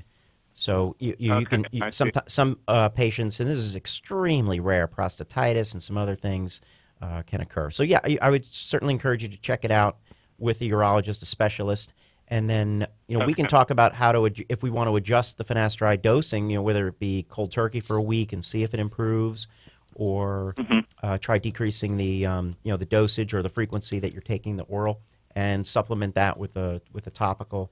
There's a lot of different ways to go about it. So I encourage you to come and check it out. If your hair is long enough, we could do a hair check measurement and determine if you're getting a good positive response from the finasteride. I mean, that would, I always encourage anyone going on any kind of hair growth drug, treatment regimen, laser, you name it, get a hair check measurement. But black hair matters, but can you really measure black hair if it's not long enough? That's Well, I actually shaved down to like maybe a 1. Like so that's the thing. I don't know. You were asking how I was responding to it. I don't, to be honest with you, I don't think I've lost any more hair. And sorry, guys, it's the epididymis. There we go. Okay. Epididymitis. That's what it is. Tillman with the assist. Yeah. I sent him a picture of the anatomy of the male reproductive organ so he could figure that out. It's the epididymis. Yeah. And I was with common law. Don't ask me why she was in the room, but she was in the room while I was getting examined, and I guess I have no shame. And the doctor pushed on this thing. I have never felt anything like that. That was one of the most painful experiences of my life, and I've been through a lot. You know, so you know, if he does if you go to a doctor to get examined, you should ask him not to press it too hard. Because this guy, no, honestly, this guy went for it, and he's like, "Oh, that hurts, huh?" Does that hurt? Does that hurt? I'm like, "Yeah, that hurts, motherfucker." Oh man, Jesus! Yeah. Shoot. He's bringing his nurse. He's like, "You got to see this. Look at this." Yeah. I've never seen one so small. What? That hurt my feelings. That's terrible. Dude. Anyway, so yeah, I would say that. I mean, you're so close. And by the way, since you're actually with us and you're watching, I'm going to. I took the sound off of this, but I think I've never seen a facility like this in my life. Dr. Bauman essentially has a hair hospital that is ridiculous. So I'm going to play this on the air. Let me see if I can get this going. I took the sound off it because I want Dr. B to describe it. Now, he's not going to be able to see. You just tell me when you start the video, I'll describe. but I'm going to let you describe it. Here we go. Go ahead. So what we've designed and built is nearly 12,000 square feet of everything regarding hair health, scalp health, hair regrowth, to treat any patient with any kind of scalp condition, hair loss condition, alopecia, mild to severe. And so what you're looking at is the interior 2-story atrium. You can look up and see the skylights upstairs. There's a stairway once you've checked in at the front desk with Gina. Guys, that's all for fucking hair. Yeah, once you've checked in with Gina, who is my amazing receptionist, she's incredible, been with the practice many, many years. You'll be escorted upstairs to one of the hair check zone rooms, and that's where we'll do our hair check measurements. We'll do a microphotography of the scalp, discuss the issues and risk factors for your hair loss. And of course, you know, for men and for women, we do see about 50-50, equal proportion men and women to the practice. About 1,000 people come into the office per year for evaluation and treatments. Wow. And we have five operatories, but we don't operate in every single OR every day. One operatory is specifically for PRP. I have one large teaching OR, which we call the double wide. That's a large OR, OR 1 and 2, set up really for teaching.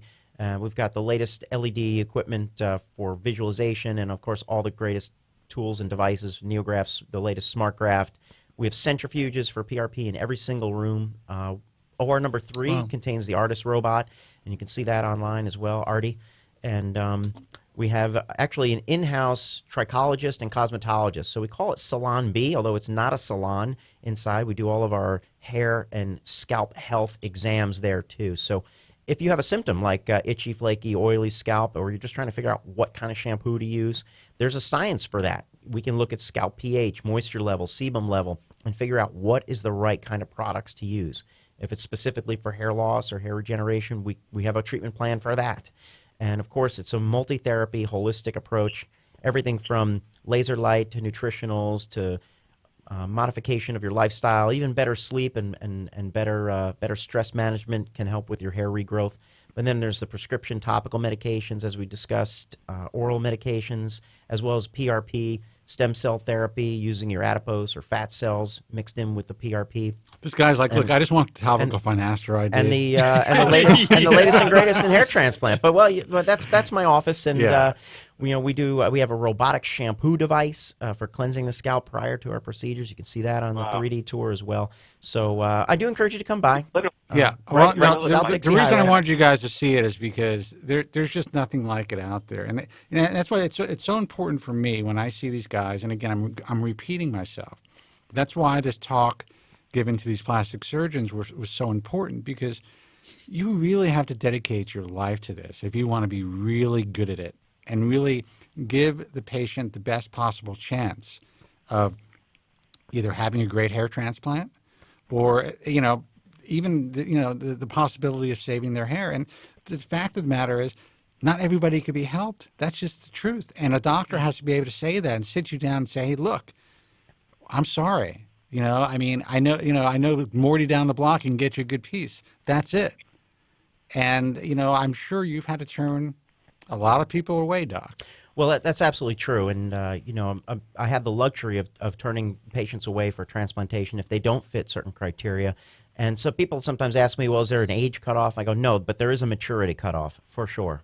Yeah. But, one of the things that we didn't talk about, and a lot of surgeons don't have the ability to treat alopecia patients, people with alopecia totalis and universalis where they have literally no hair, or extensive scarring alopecias that don't have available donor hair for transplantation.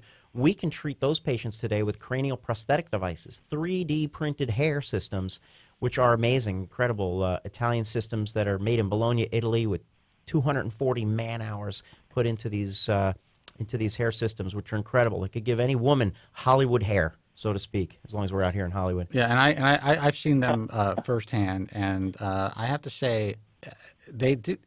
Listen, wearing hair for women especially, it really changes lives. It really, really changes lives. And the women who I've seen either get, and it's Cesar Ragazzi, right? Correct. Yeah. Cesare Ragazzi. Yeah. It's called the CNC, Capillus Naturale a Contatto. He had to one-up me with the Italian thing. Well, I did go visit Bologna. That's the only thing I got. I love Bologna. It's a great city. That's all I got. It's amazing what's in the DNA over there in terms of artistry. Watch the precision, whether it's automobile manufacturing or leather goods and handbags and shoes, you name it. But the women. Unbelievable. See, he can't say it because he's married. I am essentially myself, but I could say whatever I want, You can. I have a beautiful woman at home. 20 years, it'll be this year, 20 years married. Mazel tov. You know what's scary? It's my 20th anniversary, too, of The Bald Truth, though. Yes, I know. I was there close to the beginning. Well, right? You were absolutely. I think it was within a few months. Within a few months, all of a sudden, I get this guy calls. How do I get in? What's going on? But no, honestly, I mean, Dr. B was. I think you called me. I probably did. Because it was a referral. One of the people who was mentioned in the book. Right. If you remember. Said to give you a call. Yes. Yeah. We were looking for guys who were doing at the time. The gold standard follicular unit transplantation with the use of microscopes, and there was no one to be found. It was so ridiculous that people, A, would not listen to Bobby Limmer, and then B, even when Raspin and Bernstein came out and really pushed it, they weren't listening to them. When The Bald Truth came out, everyone was pissed off at me because I was only recommending 11 doctors. Mm-hmm. And my parents thought I was crazy. Your parent, yeah. My uncle thought, hey, isn't there a pill for that? Right. I mean, there was like a lot of, there was a lot of uncertainty out there. Well, my father once said to me when I was begging him for cable television, he's like, who the hell is going to pay to watch television? So I've learned not to listen to people, especially my parents. Anyway, 888-659-3727. Dude, so did we answer all your questions? Yeah, you answered a lot. So right. I'll check out your office, Dr. B. I want to. You can actually see exactly where I'm at. I'm actually on my 10th month out of my second procedure for FUE transplant. Oh, great! And I think I'm going to.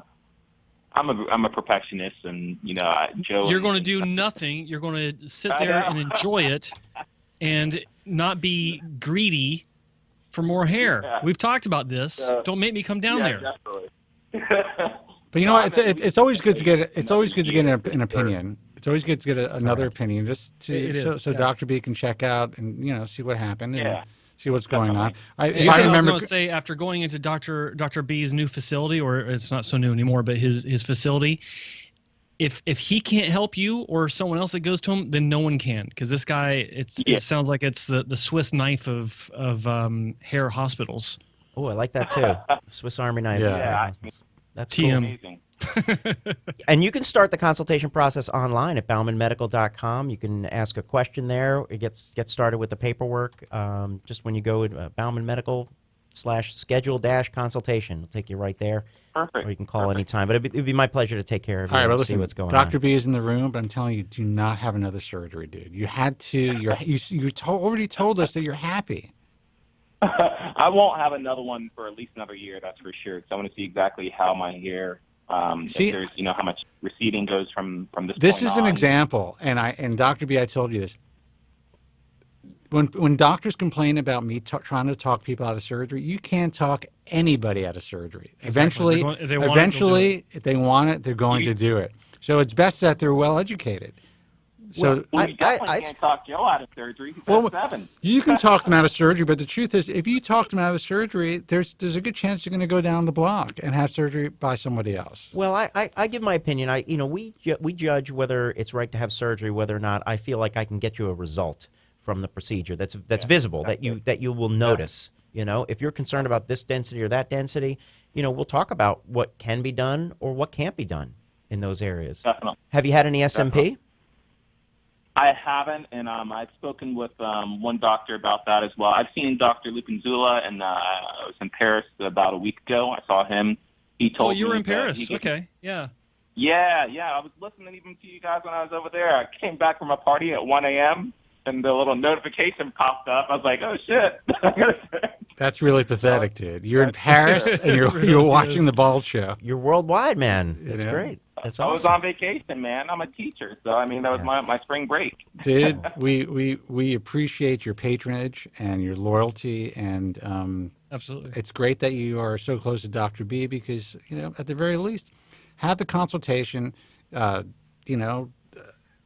Listen, I don't know what's going to happen with your ball pain. Again, I'm not a physician, but maybe I don't know how Dr. B feels about this, but maybe lowering your dosage and then supplementing it with topical may be the job. May do the job for you. Who knows?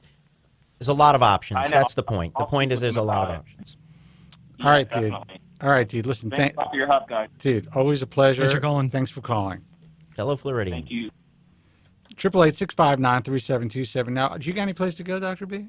No, man. I'm good. Do you need to take a bathroom break? Anything happening? No, I'm totally fine. Okay, because I do. So, but no, I'm going to go on a commercial break. No, I'll take this call. I'll take this call. Hey, you're on the air. Who's this, and where are you calling from? Hey, this is Dr. B. Senior. Enjoy the show. Hey, Dr. B. Senior. How are you, man? Okay, great. Always informative. How do my teeth look? Your teeth look great. Thank you. I appreciate that. Dr. B. Senior is a dentist, obviously. Otherwise, I wouldn't have asked him. That would be a weird question to ask. Just any random caller. Alan's father. How my teeth look. So how's the hair, Dr. B? The hair is doing great. Fantastic. Look, I see you and your wife Sugar, right? That's it. She calls just Rose. Sugar? Rose. Sugar. Yeah, Rose Sugar. Sorry, yeah. I see you on Facebook all the time. You look like a happy couple after all these years. How do you guys do it? Well, the secret is separate bedrooms, lots of vacations, good hair, and eat out often. Eat out often, and fall asleep early. You got it. Yeah. Well, listen, we'll be man. 52 years coming up in June. Mazel tov. That's incredible, man. Yeah. A lot of people want to know what the secret is. Fear of divorce. Especially in this day and age. Yeah, you don't want to give away half. I get it. Yep. I'm just kidding, Doc. It's terrible. I'm just kidding. Listen, any questions? Any questions for your son? No questions, but if anybody's got a question, I'm here. I can help out. Well, so maybe your listeners want to know that my dad was a Norwood 7 before we did his hair transplants almost 15 years ago. And he was a hair wearer, too. That's right. My dad wore a hairpiece for many, many years. I remember growing up seeing him struggle with his comb over and then some lotions and potions and then eventually the hair system. And I'm blessed with the opportunity to help him grow his full head of hair back using hair transplant surgery. Now I'm curious. I mean, I know you said that your parents said you were crazy, your uncle or whoever. Did your dad's experience in watching his struggles, did that influence you in any way? Oh, well, absolutely it influenced me. I mean, I didn't know at the time when I was watching my dad struggle with his hair that I was going to be able to help him, or even that was something that was medical that we could treat. And I think back in the in the 80s, there were very limited options at that time. but it did color my attitude and my emotions towards it. In fact, I loved my hair, and I didn't want to go through a hair loss process, and I was always fearful that maybe that would happen to me. And when I took the genetic test and found out that I was passed along the hair loss gene, I was fearful. I remember that. You were like in a deep depression. You were wearing that T-shirt with mustard stains for a while. And But obviously, knowing how important it was, I know, and many of your listeners don't know that I grew my hair long in medical school, and there's some photo around there hanging around on the internet somewhere with me and my long hair playing guitar. But the point is that it definitely was part of my education about learning about hair loss and knowing what the effect was, and it was just a great experience being able to help my dad transition out of the hair system at that time and get his hair back. Well, I mean, that was really fun to do. I mean, it was. I don't know if it was fun for my dad to go through it in those early days. I mean, Well, this is It's the practice of hair transplant. We gotten better. I'm not. I'm certainly. I'm certainly not. I'm not stroking you, Doc, because you're in the studio. But the truth is, and I wouldn't say anything if this wasn't true. I saw the before and afters. I saw all the work you did for your dad. Now, your dad obviously had both strip and FUE, right? Correct. His first 3 procedures were strip.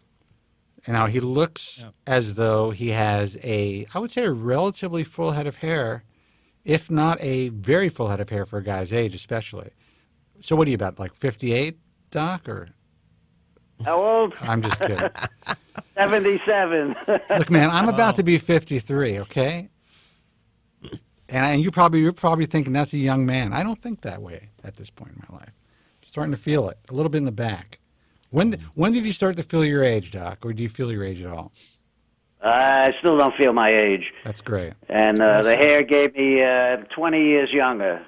That's awesome. And nobody believes the numbers. We were away for vacation, and I had a T-shirt with my birthday and 77 and my name, and everybody said, "You're not 77. There's no way." I said, "Well, I bought the shirts at half price. It had 77." But it's the compliments I get, and it's life changing. Yeah, that's great. Well, listen, it's always good to hear your voice. You haven't called the show in a few years. I have a feeling like either a little birdie told you that you were on, or Well, yeah, the Twitter. I mean, I didn't even tell. I don't think I told you, unless he saw it on regular. That's the little birdie. The he may have seen it on my itinerary. Yeah. Nice visitor today. All right, man. Well, listen, thanks for the call. Say hi to your wife, and I sure will. It's always nice hearing you. Love you, Dad. I'll talk to you later. Take care. Okay, take care. Phone number is 888-659-3727. Guys, we're going to take a quick break because I can't play a lot of my production or music because we're on YouTube now. It's going to be a very quick break. So we'll be back in about a minute and a half. I'm Spencer Kobren. You are listening to The Bald Truth and watching The Bald Truth.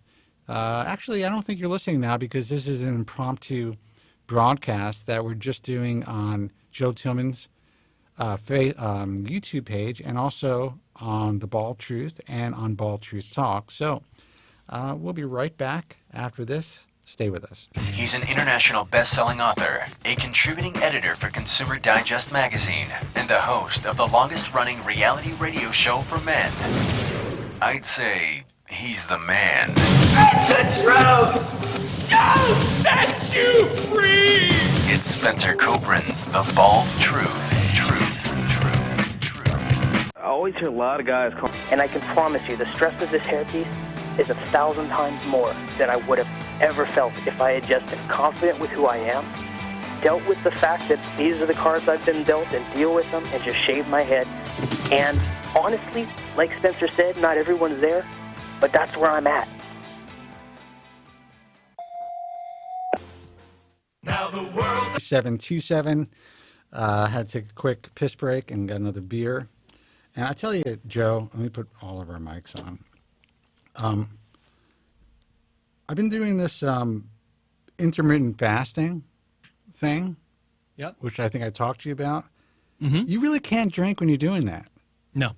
It doesn't. It does, no. When I open, especially if you're going to be on like a podcast or something. Well, when I opened the show, driving. when I opened the show tonight, I was like, well, plus with everything was like really harried and just trying to deal with all the gremlins. Yeah, the gremlins. I kind of felt like, I really probably should have had some food. I was just going to have dinner, you know. But Yeah. anyway, Well, before I go on, I want to. I don't want to spill this. I want Dr. B to explain what this is because I was given something that I'm very proud of actually receiving. I don't know if you guys can see this. Dr. B, I'm putting you on camera. Maybe you could explain what this is. And So what we've acknowledged the bald truth as a Bauman Alliance member. And, you know, for all the hard work that you've done, Spencer, over the past 20 years, educating consumers, educating potential patients, educating those who are out there suffering with the hair loss affliction, this is just a sign of our gratitude. We have similar philosophies and core values, and we wanted to acknowledge you with this plaque tonight to make you a part of the Bauman Alliance. Well, I also really appreciate that. Yeah, and the Bauman Alliance members, there's a bunch of them. You can go to the website and see that you're in great company. Many of them are leaders in the field, medical device manufacturers, educational persona, and people at large. So it's an elite group of Bauman Alliance members, and we look forward to just working together with you to continue the mission. Well, I can help tell those you with this. hair loss. I've accepted this. I did not accept the Michelangelo Award from the Italian Society of Hair Restoration Surgeons because I wasn't a doctor. This makes a lot more sense to me, and honestly, I'm really honored and I really appreciate it. And it's a lot better than the Facebook message I got from a doctor who was concerned about me accepting more physicians in his local state than in his local area. I mean, it's unbelievable to me. It's terrible. It's just like, guys, look at what we do every day. Look at the amount of work that I've put into this. My entire career has been focused on trying to truly educate the consumer, give them the best possible, give them a fucking fighting chance so they're not destroyed out there. Yep. And all these guys care about is leads and ROI. They don't think about the VOI and the attachment of being a part of what we do. And, the fact that Dr. Bauman has not only been an accepted member since like 1999 or something like that. It has to be 99, yeah. Yeah. One of the first members. Yeah, one of the first members. Believe me, he doesn't need the leads. He's not doing it for the leads. He believes and supports what we do. And he supports truth in advertising. And he thinks that, the IAHRS and the American Hair Loss Association, as you said at the beginning of the show, are important entities in this field if consumers want to find a safe place. That's it. Everything else is just gravy. And I wish some of these guys would, even guys that I've been working with for 15 years, they'll still every once in a while say, look, man, can you give me a discount? Business is slow. It's like, Jesus Christ. Come on, man. Look what you're getting and look what we're doing. You're supporting something that's really good. Well, I think that, I don't know how Dr. B discusses IAHRS in his practice, but I can hang on, but I can assume. Don't you ever tell me to hang on my own show. Just that he that he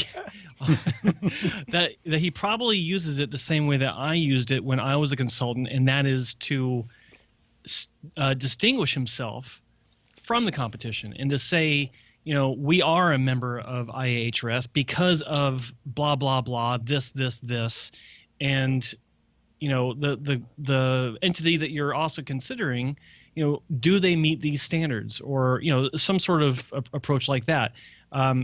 Obviously, feel free to correct me if I'm wrong, Dr. B, but I can imagine that's the way that you would use it because that's the way I feel it should be used. Well, I consider the IAHRS as the top credential in the field, and it wouldn't be there after my board certification designation, after my MD and my name in my signature if I didn't think it was that important. So well said. Well, yeah. And I appreciate you doing that. I mean, the fact that he's using it as what are they called?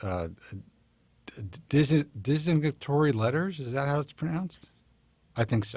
Anyway, basically the letters after a doctor's name. So essentially the way doctors work is First, they get their MD, so that's the first, those are the first letters after the name. Then they may get, some sort of further education, and then the letters go on. Am I right about that? Yeah, for sure. So my Yeah. board certification, ABHRS, Right. is something that you would commonly see in hair restoration.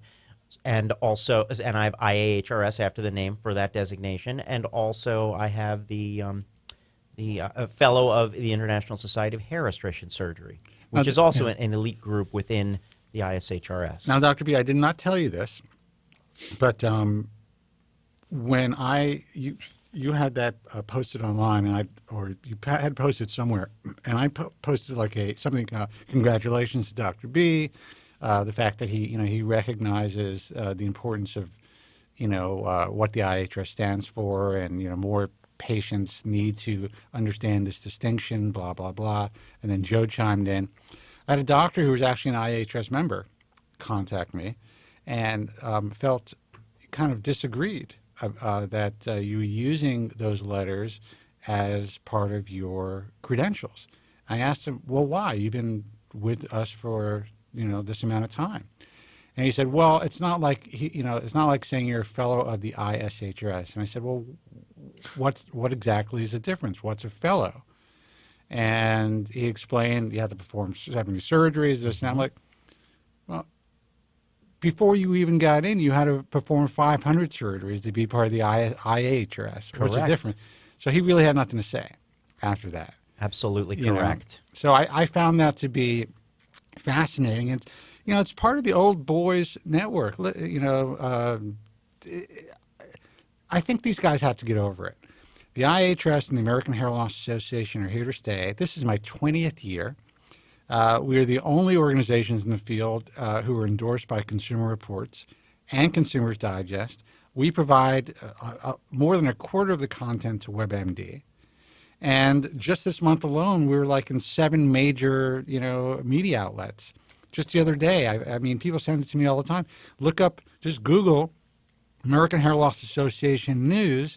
Every month, you'll see 3 or 4 references. No, you're the source. You're the source for that information, and there's no argument there. And I should have put the camera on me when I said that, because that was good. I could use that for sound, for a clip. But anyway, we can practice it later. Yeah, we'll do it after the show. But after the show. Yeah, but my point is this: it's not about patting myself in the back. It's about, don't you think it's time we just build alliances?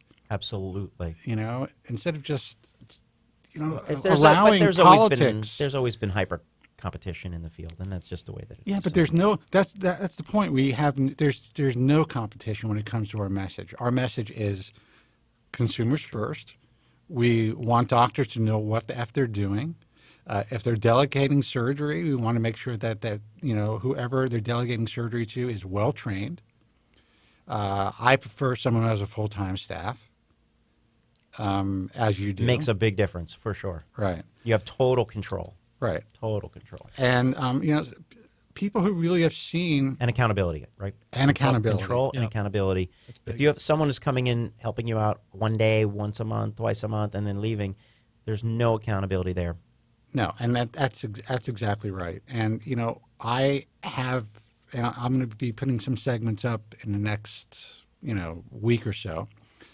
From this undercover tech, telling me things that would make the hair on the back of your neck stand up. And patients have absolutely no clue that this is going on every single day. There are technicians who will throw tissue away because they want to go home. That's unbelievable. Can you believe that? And the hangover factor. People, these are traveling technicians. They're hanging out in hotel bars. They're getting loaded the night before, and then they're basically performing surgery. This person actually said that in most of her cases now, especially for the last 2 or 3 years, or I think maybe the last year and a half, she said, are with physicians who absolutely don't even know how to delegate. They don't know what's going on at all. She walks into the room, and essentially they're like, we sold them 2,200 grafts. Do your thing. Go. Wow, that's crazy. Yeah. So I don't know how well received that's going to be, but I really think it's time. Listen, the ISHRS doesn't want to do it. They continue to talk about making changes. They recently changed the terminology of FUE, which you and I discussed. I don't think it's going to make a hill of beans. It's not going to make any difference. I understand some people have the point of view where it could appear that a minimally invasive procedure is a little scarier, but I don't really. Yeah, go ahead. They're making change. How can they change the name to excision? That is progress. If you didn't have a straight face, I would think you're joking. But no.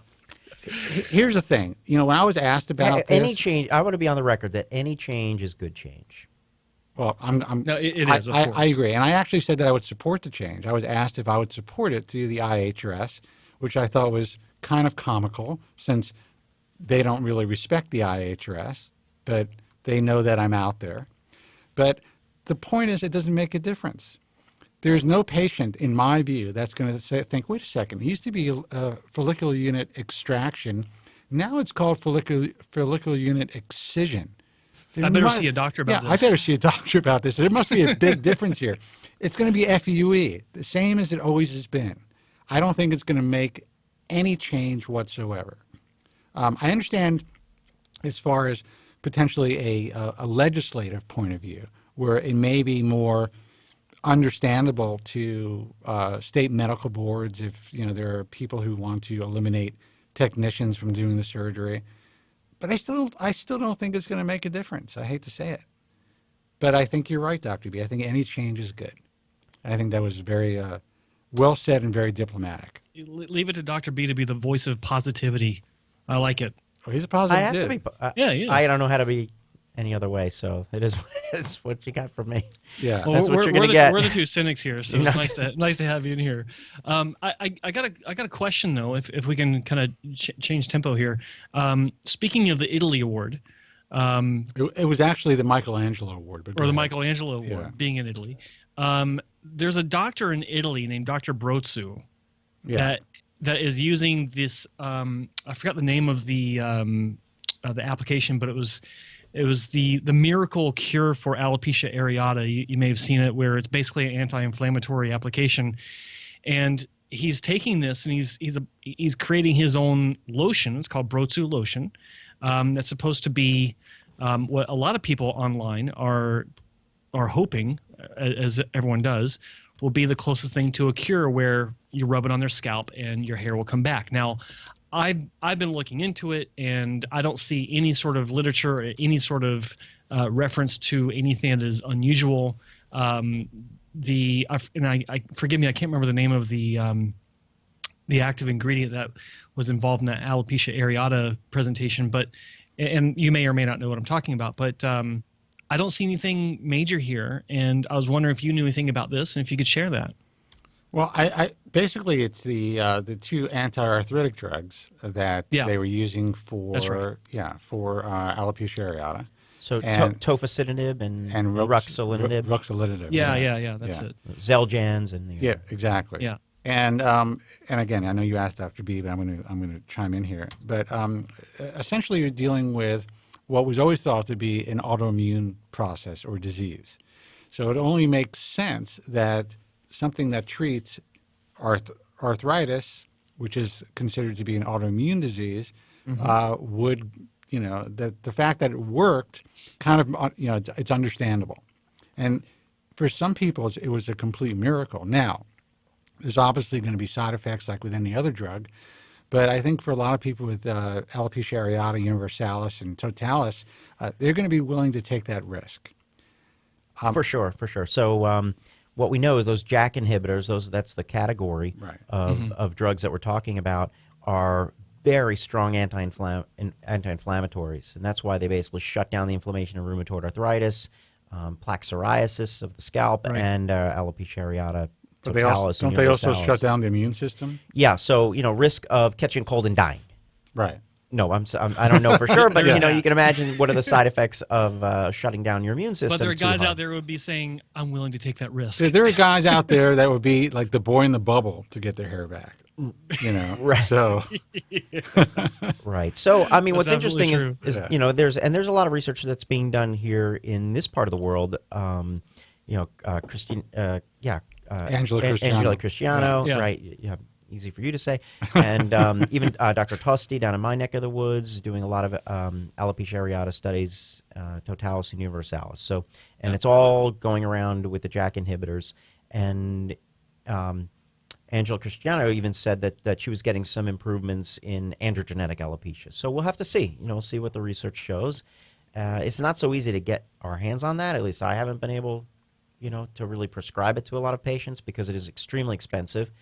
Yeah. And you really have to, in order for you to be on Xeljanz or the other, ruxolitinib or tofacitinib, you have to have a diagnosis of rheumatoid arthritis. Yeah. And they're very careful. And even in those cases, I think only part of it is covered by insurance. There's a big copay. well, I can tell you this, that in my view, and we have a doctor in the house, literally,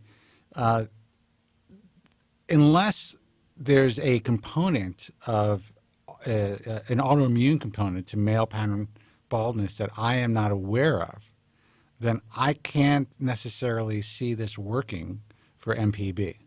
That was my position. Yeah, I don't think it's going to be a miracle cure. Now there are some studies that show that there's microinflammation at the follicle and male pattern, female pattern hair loss, and I think that's why, for example, our Formula 82M with has minoxidil retin-A and a little bit of fluocinolone in there. I think that's one of the reasons why it works very well. It tends to shut down some of the inflammation that could impair the functioning of the hair follicle. So I think there's something to that. There is definitely some microinflammation that's going on. I just don't think that's going to be the hammer that drives the nail. Right. I mean, not for male pattern, right? I would kind of think that if you could just control the inflammation through diet, that would probably be pretty beneficial. Well, that goes with what I was saying in the past, where don't drink Coronas. Don't drink Coronas when you are fasting. Pretty much. Go ahead. Alternating with Red Bull. Yeah. But yeah, exactly. But no, I mean that kind of reflects back on when I was doing my keto, almost like the caveman diet thing, where I was cutting out all the sugars, which are horrible for you, and pro-inflammatory, right? Yeah, pro-inflammatory exactly. stuff. Yeah. Yeah, and my hair felt better than it ever felt in my adult life. Really? Okay. Oh That's yeah, good. it was. I mean, I'm still kind of on that style of. Have of you guys nutrition. met in person, by the way?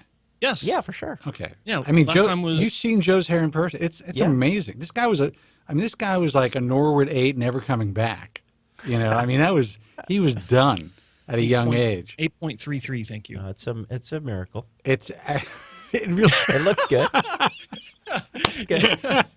But it really is a miracle. He's right about that. I mean, it looks great. And that's actually something. I think San Francisco, right? Were you in San Francisco? I was, but last time we saw each other was Vegas. Vegas, that's right. That's right. Yeah, but and there was some Japanese scotch involved. That is correct. Yeah, Yamazaki. There's always some sort of scotch involved with these meetings. Let's put it that way.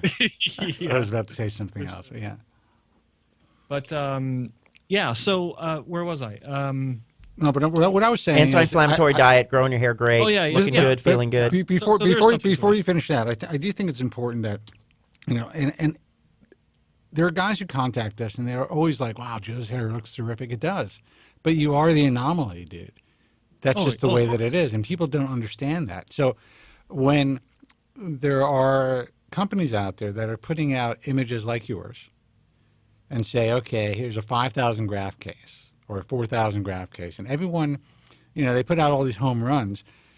Sadly, there's a lot of disappointment, let's put it that way, online.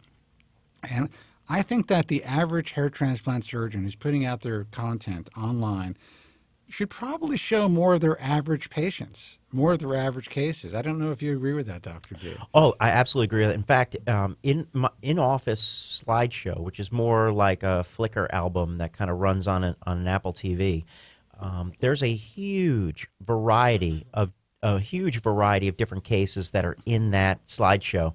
And I think it's super helpful because patients always want to know, like, patients just think that we deal bare to hair all the time. Yeah. And that most of our patients are completely bald before they have the work done. And obviously that's totally not the case, even though we do a lot of that work, my dad included, and so forth. But I think it's really nice to be able to show the patient in the consultation room as these photos are going by. Here's an example of one surgery in this area, and you can see where he might need a little touch-up. So this relates to your case. I'm talking to the patient. In this area, you might need 2 procedures because your hair is pretty straight or it's pretty dark compared to your skin tone, you know? So it engenders that conversation, and it triggers it, actually, because it's not all the most amazing, spectacular hair restoration results you've ever seen. It's a variety of, both genders, variety of ages, and hair loss patterns. And so it enables us to talk about all of those in-between cases and maybe why your case is a little bit different than the average. What bugs me, it's so powerful. It's so powerful. It's really important. What bugs me the most is when I see guys posting online, and we don't allow this on Bald Truth Talk, but, for several reasons. But one, if someone signs off on their images, that means they're happy with their work. So why allow someone's, they spent thousands of dollars. They're happy enough to sign off and say, you know what, I'm so happy with my work. I don't mind if you showcase my face forward online, and then someone shits on them. A lot of these guys are like, let's see the crown. Oh, that work looks too thin. That's what hair transplant is. That's just the way that it is. People expect these thick, dense hairlines when it's possible. You guys can produce that. But for the most part, it's not necessary. It's not necessary, but also it happens. It happens in stages, also. Mm-hmm. Yeah, for sure. There are patients that have interesting conversation. There are patients that have signed off on their hair restoration results. I thought they looked spectacular at the time, and obviously maybe the patient thought they did too. And then later on, they decided that they weren't happy with it. Isn't that interesting? So, it's actually really. And but it saddens me because I've gotten some heat on that. It saddens me because these guys actually were happy, and there are people out in the world who are willing to just destroy somebody's self-esteem. Yeah. For what? Just to prove that they may know something, or they have some sort of an expert eye, or Joe, you've been in the field for a long time. You've been in the trenches online for a long time. You are somebody who. Yeah, Joe, can't you explain why people are mean? Yeah, exactly. You were somebody who initially... You mean just on Twitter, right? Who initially kind of engaged in this stuff. Not saying that you were mean, but you were like willing to battle it out with people where I wasn't. I made that choice a long time ago. Sure. I'm not gonna deal with that shit. I was a son of a bitch. Are you kidding me? I was like, anyone could talk. People have talk shit about me forever. I'm just like, I'm not even there. It's like it doesn't even exist. It doesn't happen. Well, but I think you're a different guy. A lot of the negativity is just because, well, there's 2 reasons: ulterior motives, and people just like to spew shit because they're behind a keyboard. There's no accountability for anonymous keyboard cowboys. Right. Keyboard cowboys, exactly. Yeah. And you see it on Twitter, you see it on YouTube. Like with my videos on YouTube, I mean, holy shit, man! There's some really nasty comments that even YouTube is like, we need to put this into, review. Dude, I had a guy who actually, but it doesn't bother me. Who actually, he can't let it bother you. I mean, but it's just shocking. I think that how nasty people could be for really no good apparent reason. Really, I've been called wig boy. I've been called what else? I'm a propitious. I'm a merc shill. I'm out there I'm actually poisoning people. Just terrible things. Well, that actually for some reason make me laugh. But let's take this phone call. Yeah. Okay. Hey man, you're on the air. Who's this, and where are you calling from? Hey, what's up, man? Who's this? I want to give you a second to either fix your phone or say hello. Hey. Dude, you got to take yourself off either your phone. I see you're a local caller, so either take yourself off speaker or off your car phone. All right, try to call back. 888-659-3727. Oh, this is great. Good try. All right. So we're still streaming, right? Yeah. Okay. Good. So don't worry about the haters, man. You know, don't let it bother you. No, I don't. Oh, I don't. Dude, if the haters bothered me, I would have retired or I would have quit a decade ago. Yeah. You know? Yeah. I mean, I have been through some crazy shit. But, honestly, what I realized as time progressed is it seems like the more haters you have, obviously you've made more of an impact, but the more successful I've become. And I think the same thing happened with you, Joe.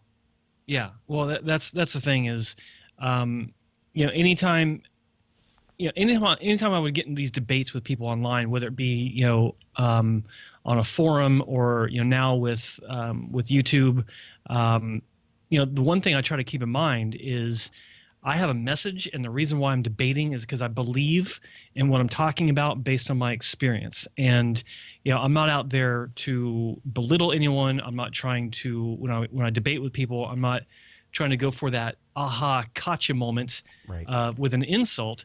I'm trying to lay out facts, and I do so logically, and some people can't handle that. And so the only way that they can deal with it is by attacking me personally, and making things up that actually have nothing to do with the discussion in any way. And it's just a common tactic when you don't really have an argument. And when I'm in these debates, no matter which format it is, it's only because I want the truth as I understand it based on my own experience to be heard. And with this YouTube environment especially, it's almost like starting over in 2002 with the forums. Well, that's the thing. I mean, there's no difference. It's actually can say anything. You're used to it. I mean, this has actually been part of our lives for a long time. So going on YouTube now and allowing comments is nothing, because you got the same nasty comments back in the day, and so did I. I mean, I had people on YouTube who were like, "Why would you listen to him? He paints his head." I mean, that's not nice. That's not nice. No. Nice. But I mean. I just lost my mic. But okay. I mean, it's something that listen. If I'm comfortable with it, why shouldn't they be? We're still providing good information. Well, I mean, the information itself is what matters. I mean, you could be sitting there in a potato sack and with a shaved head, and while the comic factor would be really high, the information would still be the same. It's valid information. That's all that matters. And, moving forward, I think that one of my... And by the way, we do have to move forward because it's been 2.5 hours, it's and late. I do have to get out of here. Hungry, and we got to go. One of the things that I'm doing moving forward, I have the hair transplant class on my YouTube channel, which is always moving forward. Plug, no pun intended. Plug. But I'm also, I started looking at a lot of the information that's out there, and,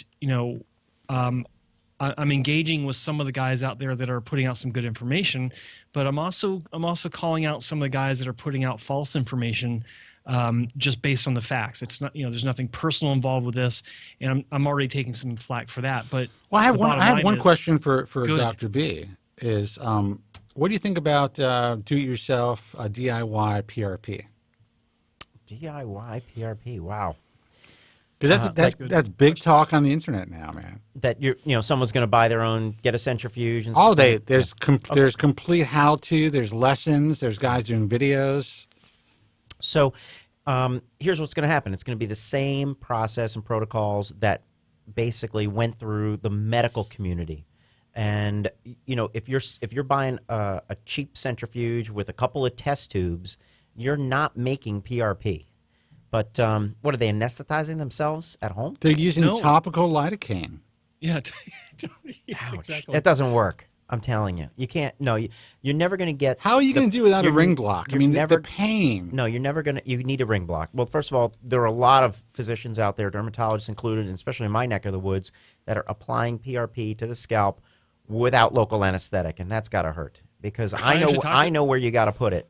I mean, you got to put I talked to a guy about this, and he was telling me that he was in tears because I don't doubt it. The clinic they weren't using anesthesia, and they were using probably I don't know, was it a 19 gauge or 18 gauge needle to do this? Oh, God.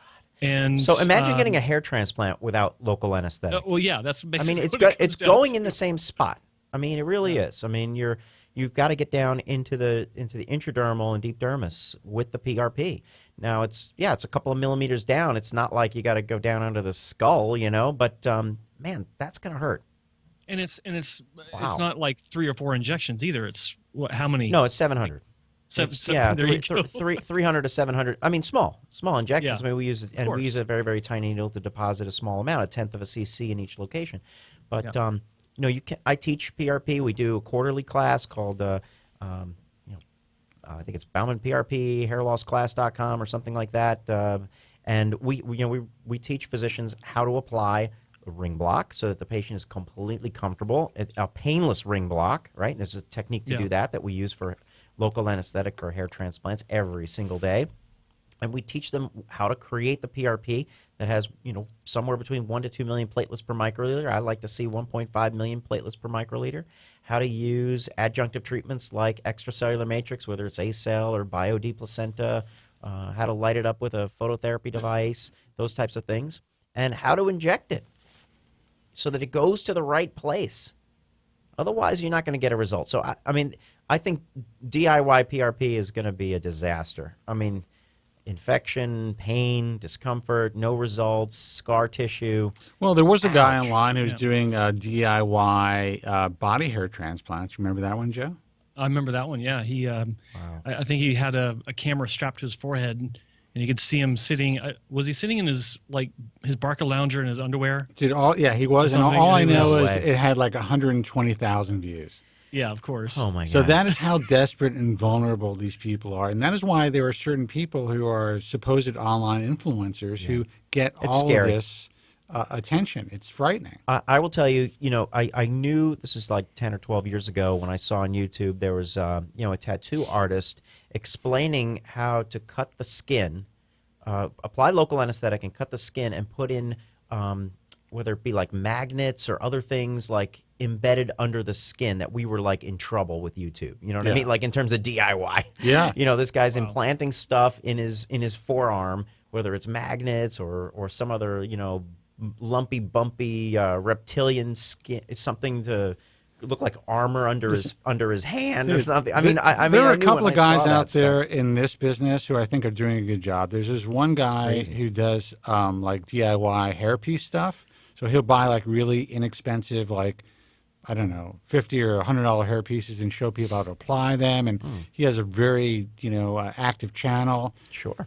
He's not hurting anybody. No, I can understand that. Hey, look, I watched my dad, when he wore a hairpiece, I watched him, try to fix it and adjust it. I mean, he couldn't go back and forth from Jersey to New York City when he needed to. I mean, he tried to make those things last as long as possible. They're expensive. Yeah, but I get it, but that's a little bit different than do it yourself, phlebotomy and PRP. 100%. And then I also saw a guy, and you know who I'm talking about, Joe.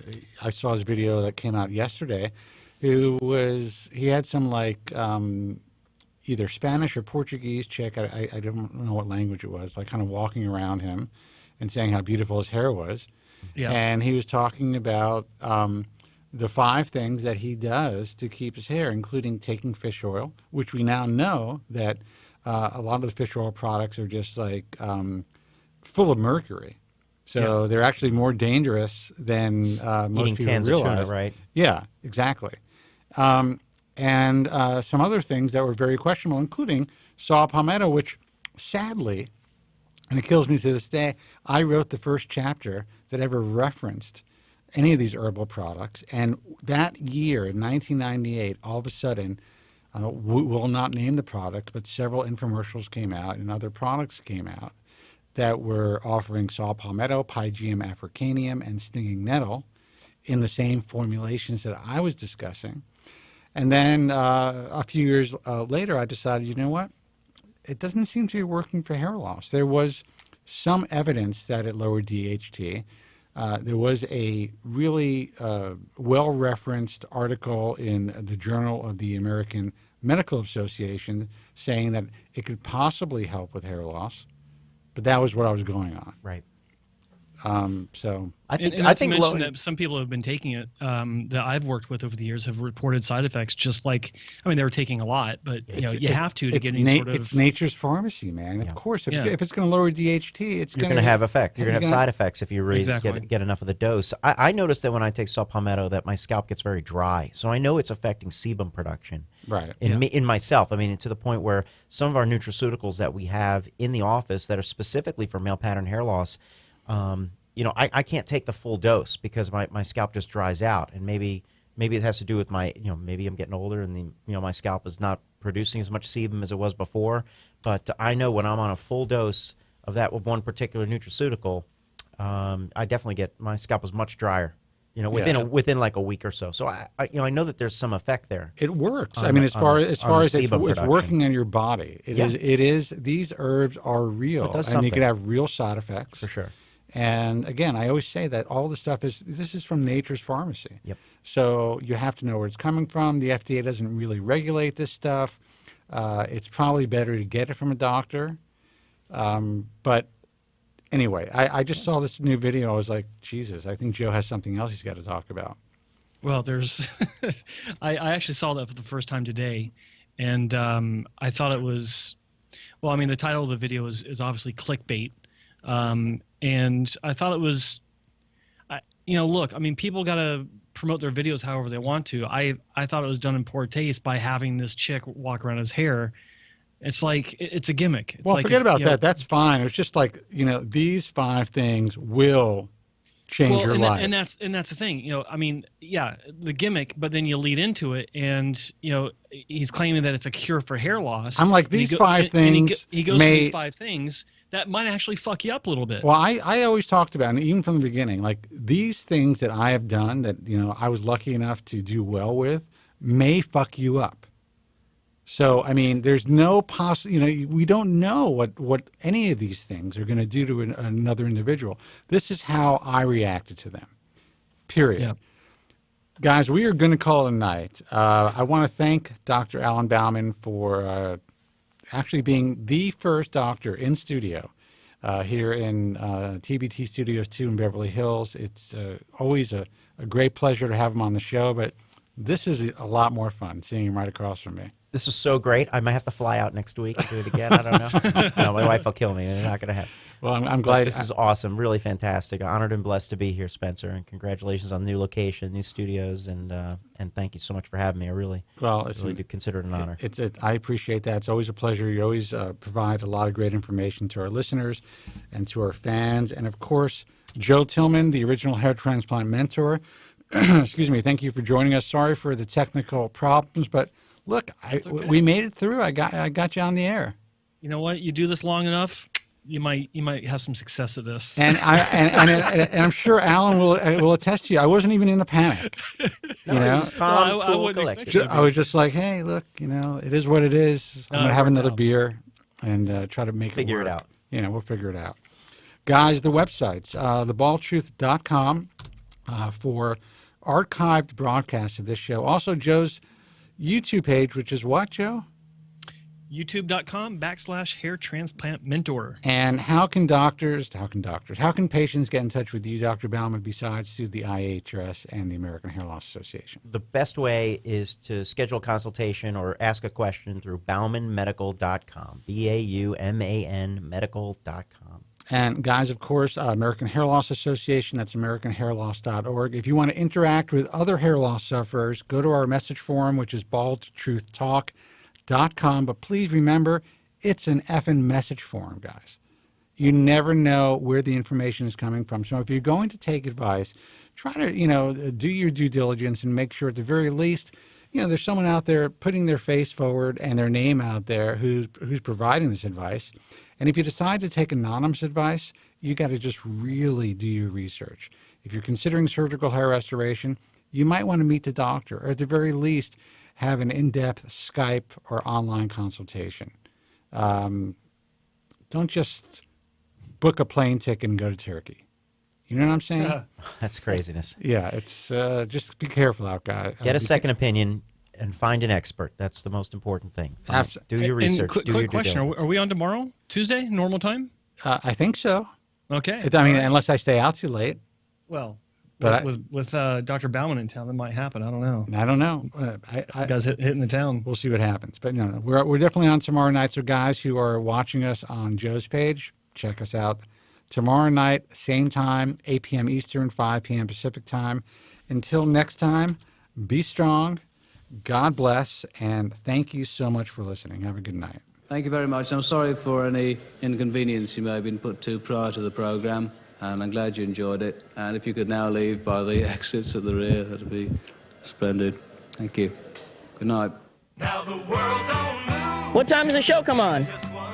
9 where? Well, what's the name of the show? And what's the name of him? Okay.